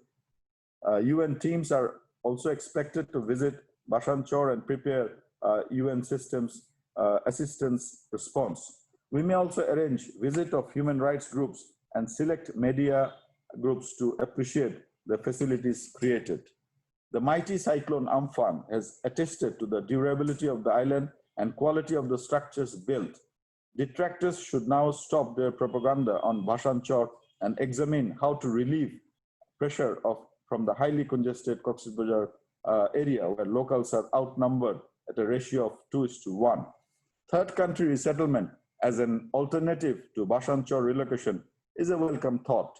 Given the past experience of third country resettlement globally in recent years, this cannot be a serious option other than some countries getting the satisfaction of offering something new. If a group of countries can jointly offer to take over 500,000 Rohingyas in a time span of 1 to 2 years, we may consider it seriously. Before closing, if I may summarize, not only just one approach, but the multi-layered approaches that we are confronted with. Firstly, the bilateral, which I have explained already. Secondly, regional. The role of ASEAN and the neighbors of Myanmar, like India, China, and even Japan and Korea, would remain crucial in finding a durable solution of the problem. Thirdly, multilateral. At the UN, engagements at the General Assembly, already it has adopted 3 resolutions: Security Council, the Human Rights Council, the SRSG's office, and at other relevant mechanisms and forums. The issue needs to be monitored, and we should constantly search for solution as a priority. Fourthly, international or global communities' response in terms of accountability and justice. Media, think tanks, human rights groups, academia, students, civil society, in fact, holders of global conscience should continue to play their due role. Their collective response has already acted as catalysts for the accountability response at the ICC and ICJ. We will continue to seek the urgent attention to carry forward the work, which will also work as a confidence-building measure for the Rohingyas in the context of their return. We are now faced with a strategy on part of Myanmar authorities to do nothing to restore normalcy in Rakhine, but to create difficulty for prospective returnees. And finally, to do whatever needed to frustrate efforts to repatriation. With the recent clearance operations by Tatmadaw against the Arakan army in Rakhine and the elections in November, we have actually hit an impasse in terms of repatriation process. Given the enormity of challenges associated with the long-term stay on foreign soils, I'd rather demand the international community to refocus on the creation of basic services, safety and security, and options for livelihoods for the returnees. They should make sincere and greater efforts to secure conditions for the Rohingyas to return to Myanmar and reintegrate into Myanmar society with a clear pathway to their citizenship. As we mark 3 years of forcible displacement of majority of Rohingya from their places of origin, these should be our pledge to the community that was subjected to well-planned machinations to destroy their identity. Thank you. Okay, thank you very much, Ambassador Masud bin Momen. And thanks for providing us some clear ideas about the approach of Bangladesh towards hosting Rohingyas and the type of supports Bangladesh government has provided them. With that, we are end with the presentations, and now it's time for the question answer sessions. I can see that there are quite a good number of questions asked by the audience, and I'd like to read the questions from the screen for the respective panelists, and if you would like to address that. Before that, I just would like to big apology to respected audience, because considering the time constraints, we may not be able to address all the questions because we wanted to stay on time and to stay on the topic. So please excuse me. Now I'd like to begin with question. Okay, so this question was asked by Professor Abdurrab Khan, a dean of North-South University, and this question is for Ambassador Hamid Albar. So I'm reading out the question for you, Dr. Albar, is that okay? Yes. Okay, good. So he said that you suggested Bangladesh should involve all parties, including India and China, but Bangladesh is advised to take a bilateral approach. How does Bangladesh deal with that? Okay. I think just now your Foreign Secretary, His Excellency Masood, has said it very well in saying that in tackling the problem, you have to take a multi-layered approach. There is one single, if you take a bilateral approach, it doesn't mean that you cannot take other approaches. So it is important. I think one of our speakers just now referred to, I think it's Mr. Excellency Jairul Haq, talk about hybrid diplomacy, you know. So I think it's a combination of everything. It's not going to be easy because I think dealing with Myanmar, they will listen to your talk, they will listen to your engagement, but they never take action. I think there is some, that's why I believe that. The question is a very good question. I think because the solution is in Bangladesh and Myanmar. Bangladesh has to take the lead, and I think the international community and the countries in the region have to support Bangladesh in all its effort. And Myanmar, if I can use a very strong word, must be forced to move forward. At present, nothing is moving in Myanmar. There have been a lot of agreement, a lot of understanding. Even ASEAN has tried to do something, but nothing is moving. But don't worry about it. Bilateral combination, I think there is a need for combining all our efforts. Okay, all right, thank you. Okay, so the next question, just to humbly remind the respected panelists that if you could please address the questions in 2 minutes, that would be great. So the next question is from Ranjit Dastidar, and his question is for His Excellency US Ambassador and His Excellency Canadian High Commissioner. So the question I'm reading out for both of you is why Myanmar is not being pressurized by the UN to accept the Rohingyas back to their homeland in northern Rakhine State? That's a good question. We'd certainly like to see all nations support Bangladesh and put more pressure on Burma to create conditions on the ground in Burma for the safe, voluntary, sustainable return of Rohingya refugees. So that's certainly something that we note and would like to see countries in this region play a much more positive role and much more positive influence on resolving this crisis. Yes, thank you. Perhaps I could add a few words on this. You know, I don't think the UN has any difficulty in advocating for this to Myanmar.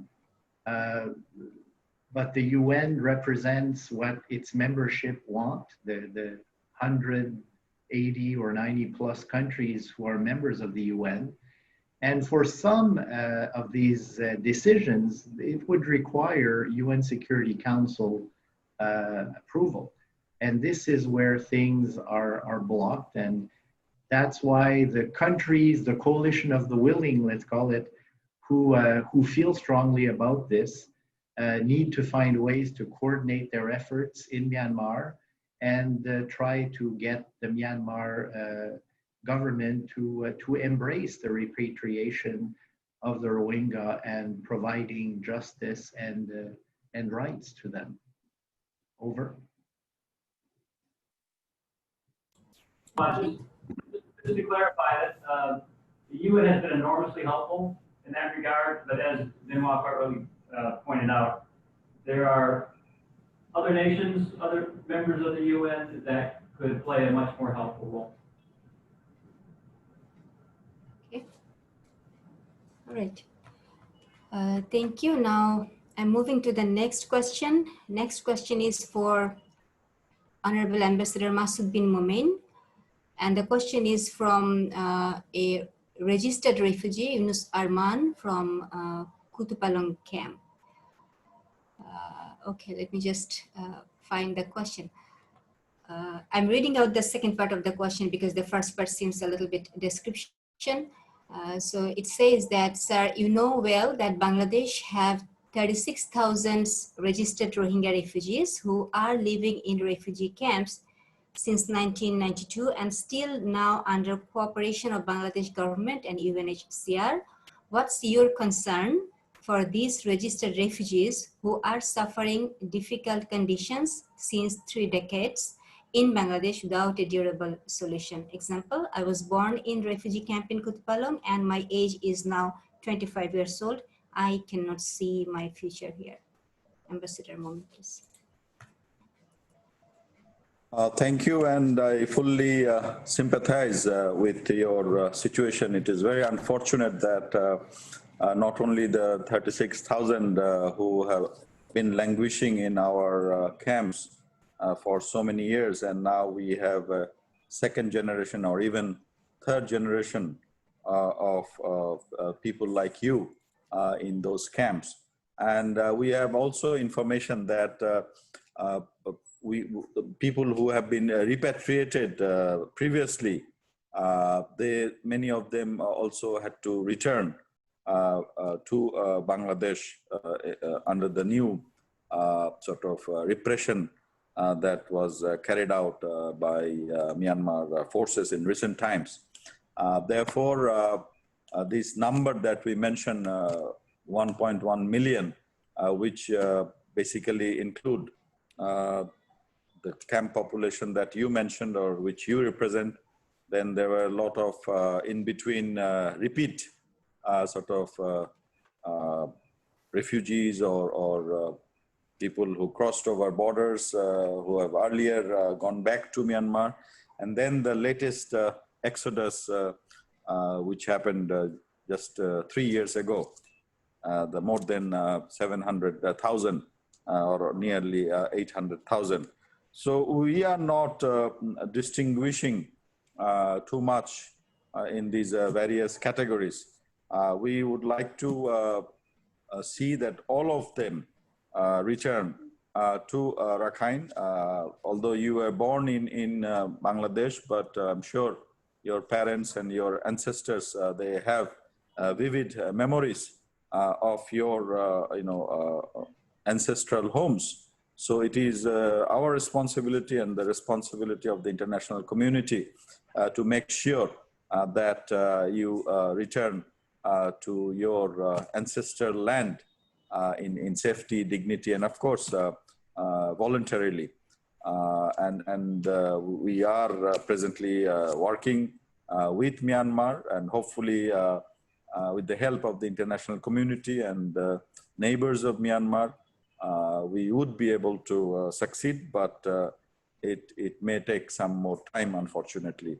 So meanwhile, please stay focused and hope and try to improve your skills so that once you return to Rakhine, you can pursue sustainable livelihood for which we are all trying. Thank you. Okay, thank you very much. My next question is to Ambassador Haq. The question is from Mr. Harun. Is there any attempt to solve ongoing / potential conflict between the refugees and the host community? Thank you. Thank you very much. I think the whole issue of peaceful coexistence between the host and the visitors has always been a priority of the government of Bangladesh and civil society and international community. In fact, there are a number of initiatives taken whenever there were issues. I remember as a foreign secretary, I went down twice with the whole task force. There's a task force of the government officials.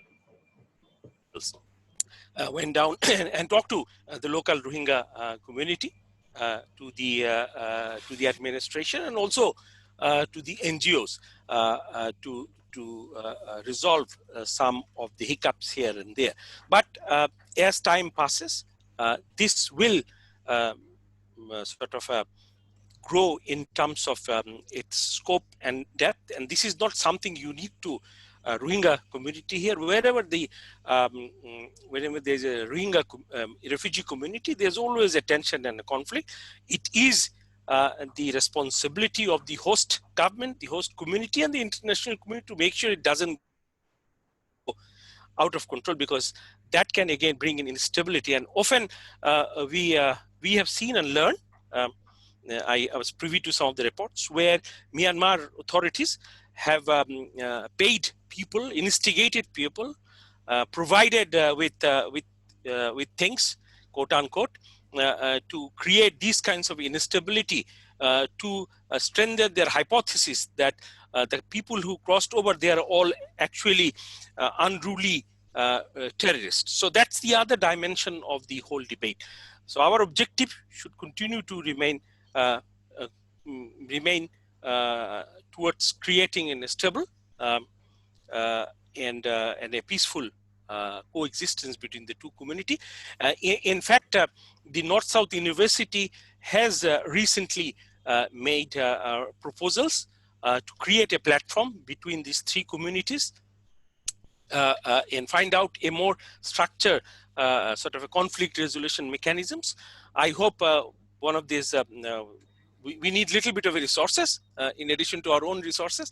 I hope the embassy people who are listening, they will see how important this is for future hosting of the Rohingyas in Bangladesh, and also in terms of a greater issue of peace and stability of the region. Thank you.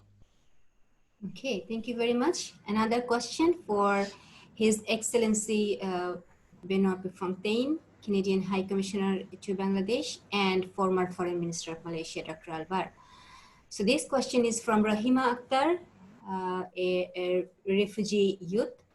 So the question says, sir, I am a female and I was born here in Bangladesh, and we have been here for 3 decades and we are registered refugees, but why we are not getting our formal education facility? So we would like to ask for quotation, formal education and urgent durable solution for registered refugees wherever possible. Quotation ends.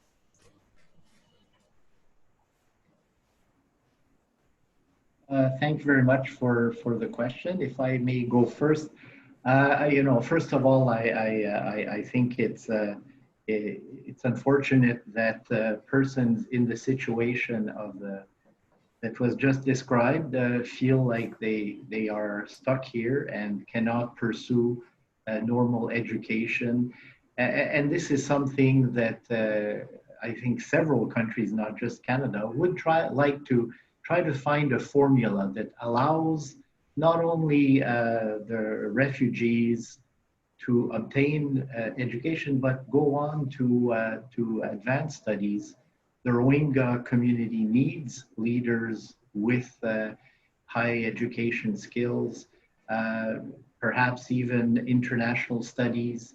So this is something we would love to work on and try to find solutions for. Of course, we have to respect the sovereignty of Bangladesh and what is possible in the local education system, but we're very open to discussing any solution related to that. Thank you. Dr. Alvar, would you like to add anything to that? I think the problem that just mentioned by Rahima is not peculiar to Bangladesh. I think with all the big numbers that Bangladesh has, it has done quite well. It still is considered insufficient, but it is all in all the countries. They have got refugee community.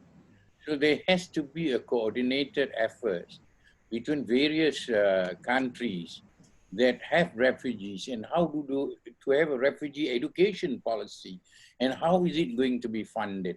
So I can quite understand and sympathize with it. Even in the case of Malaysia, we sometimes work with UNHCR in order to establish education center. And in some cases, it's through public donation. But this has got its constraint and limitation. If there can be an international pool of fund where the Rohingya or the refugee community can take advantage of. If they're from Rohingya, they need to be, their education must be based, like what is done in Bangladesh, on the Myanmar manpower needs, or when they are able to return, if at all, or they will be able to be absorbed in the workforce of the host country. But I think it's a big problem. So Rahima has mentioned a very good issue, and I think it needs to be addressed separately. Okay. Can Yes, I add? Sure. Sure. I think we need to put the issue in right perspective. When the Rohingyas came in fact, before one of our colleagues was talking about the camp 36,000. In those days and afterwards, there was a special education curriculum introduced for the children, grade 1 and grade 2. And subsequently, I think 2019, when we realized that these people are likely to continue to remain in Bangladesh, government of Bangladesh has created a special provision for both formal education and which is formal education, meaning that certificate-based education, and also skill development. And that has been approved. I think Foreign Secretary Masood has very elaborately mentioned that in his statement as to what that has been done. So it's not that nothing has been done in terms of skill and education. A lot has been done. What I suggest, the Rohingya community should take advantage of it and take it forward. And these are also a dynamic growing process. So once they take the advantage and show the benefit of it, especially in terms of de-radicalization and all kinds of things, certainly new avenues could also open. But I think government has been very generous in terms of doing it. Thank you. Okay, thank you very much, Ambassador Haq, for adding your valuable perspectives. So we have the last question for Ambassador Masood bin Momen. The question is from Nupur.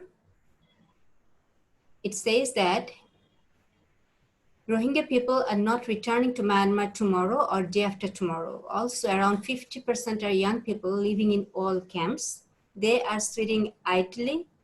So my question is, what's government plan for those young people who are sitting idly in all camps? Ambassador Momen, please. Thank you, Nupur, for your question. I think it has already been covered both through my statement and also what just been said by Ambassador Shahidul Haq, that we are fully aware that the camp population has a lot of young population or children who are also being born in the camps. So we have to cater to their immediate needs other than health facilities. The next health and shelter, of course, and the next need is education.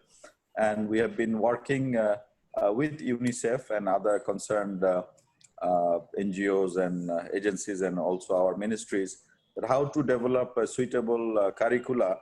And we have come out that the Rohingya curricula that was pursued in the Rakhine state, that would be the most suitable one. And of course, the question of certification and exams need to be sorted out. This COVID crisis has actually delayed the implementation of our plans. So first is, of course, this Myanmar curricula that was followed in Rakhine. That is the first one. And second is, distant learning, or the means of imparting this education through distant learning. And that's why this internet connectivity will be helpful in the coming weeks and months. And thirdly, skill development. That is also very important. The various life skills, which will include computer, related education that will prepare them for their future livelihood in Rakhine or elsewhere. And it is very important that these young people are or remain preoccupied with these things. Otherwise, if there is frustration, if there is despair, then obviously they will be taken advantage of by unscrupulous elements in the camps or outside. and we don't want that. So for the welfare of these people, for the future of these people, we need to focus on these issues very carefully, and I seek everybody's understanding and cooperation in this regard. Thank you. Thank you, Ambassador Momen, for addressing this question. And we end with the question answer session here. And thanks to all the participants who raised questions, and thanks to all the panelists also to address the questions. So CPS thankfully appreciates the generous support and guidance of the respected Vice Chancellor of North-South University. And similar to other events, we have his presence in today's webinar as well, despite his busy schedule. So now I'd like to request you to kindly say a few words for us as part of your concluding remarks.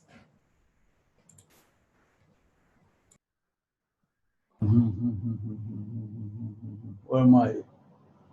Where am I?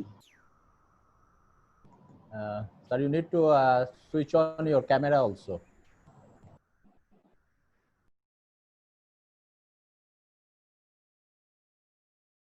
So now you need to turn on your Sorry. mic. Thank you, sir. Right. Yep.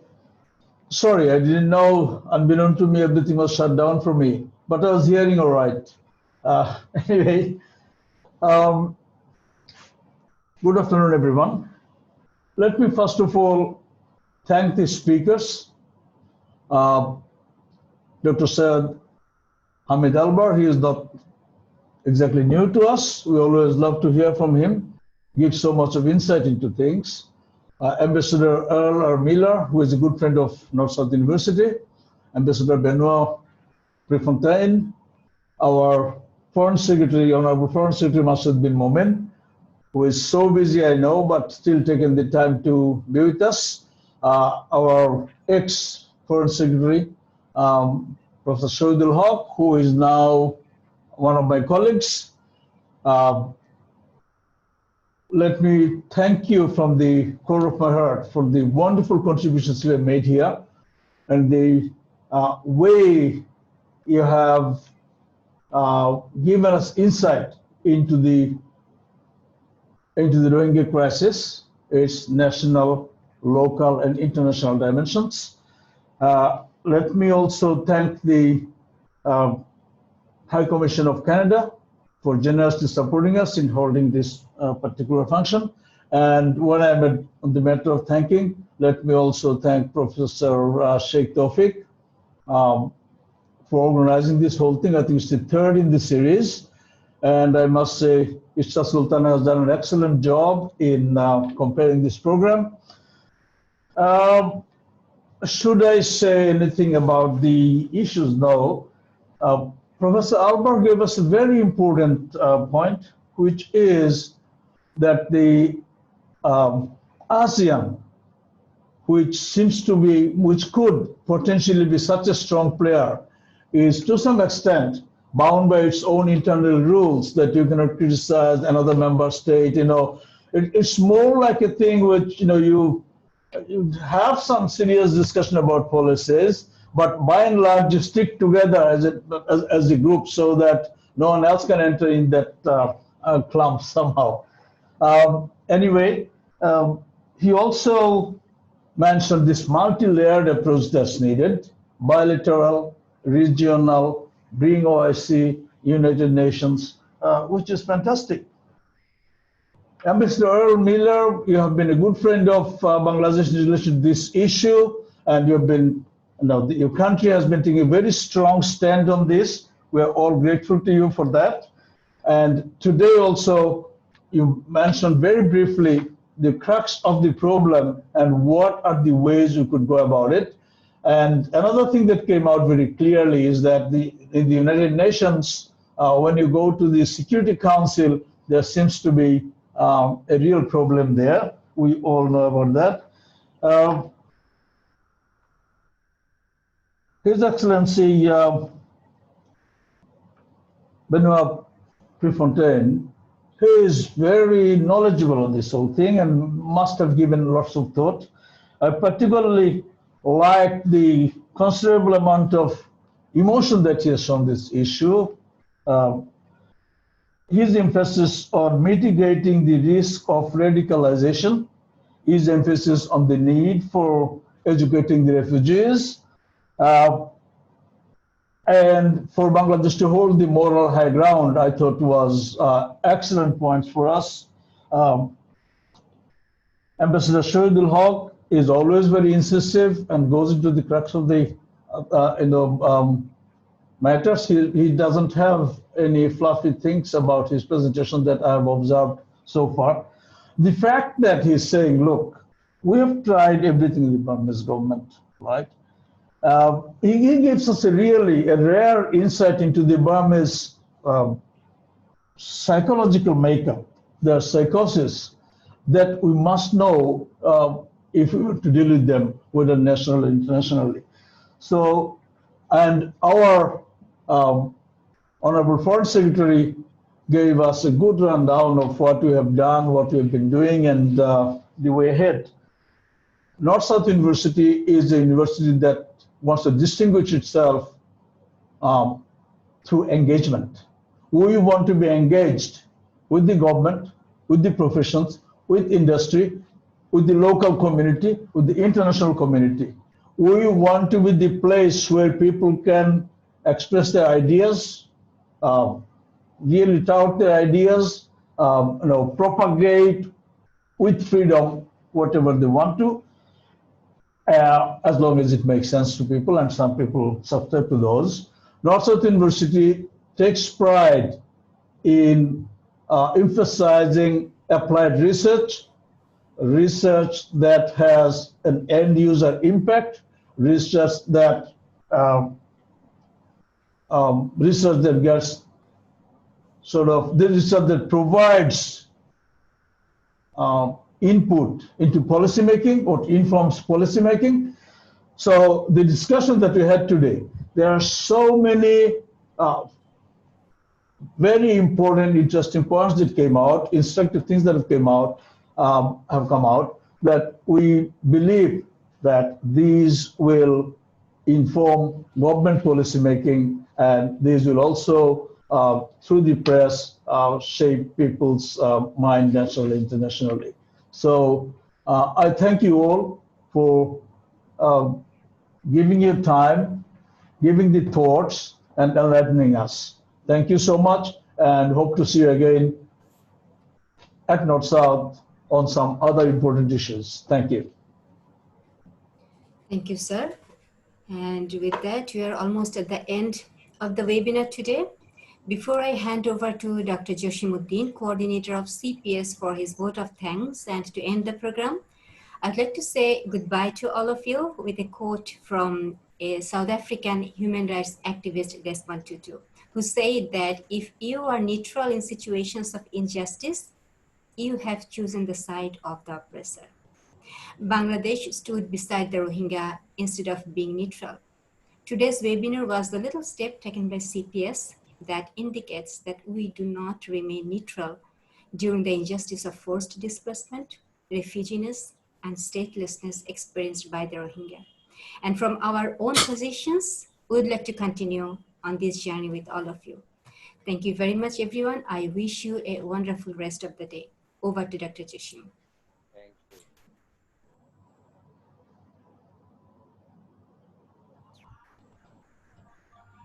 Thank you, Dr. Ishrat, for your wonderful coordination. I'm grateful to our distinguished panelists and the Vice Chancellor of North-South University for enlightening us by their thought-provoking and very insightful presentations and ideas. I'm also grateful to the audience for enriching the webinar by their comments, questions, suggestions, and providing food for thoughts. We all know that 25th August 2017 was a black day in the history of the world.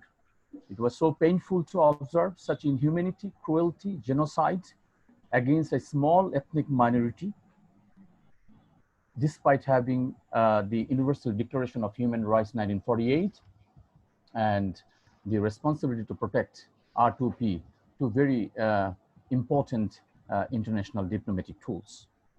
So naturally, question comes, what are the use of these very important instruments? For a sustainable solution to this Rohingya crisis, a safe and dignified repatriation of Rohingya is a precondition. It is must. But we all know that Rohingyas are reluctant to go back to their homeland unless the safety and security is ensured.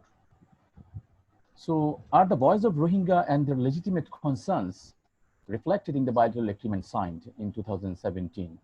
Ultimately, the question comes. We need to take into account their voice through formal or informal dialogues. So in my opinion, of course, in a context when the multilateral diplomacy failed to stop genocide and exodus, Bangladesh had to sign the agreement.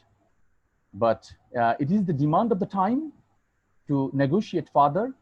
And it is, of course, my personal opinion to sign a new agreement under the care of a mediation of a third party, a reliable third party, or United Nations. A UN guarantee and a safe zone established in Rakhine is precondition for a successful repatriation. ASEAN needs to play a very crucial role. All you know that ASEAN has been referred as a model for SAARC because of the tremendous economic development in the region.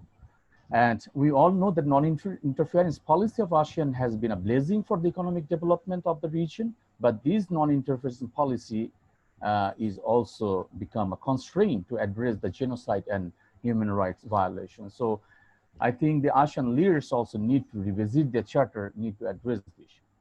We're really grateful to the US, Canada for their respective roles and generosity to provide aid to Rohingya and the host communities. But much more is expected from these great nations, especially to put economic sanctions on Myanmar so that the country respect the international laws and norms and create a safe environment in Rakhine.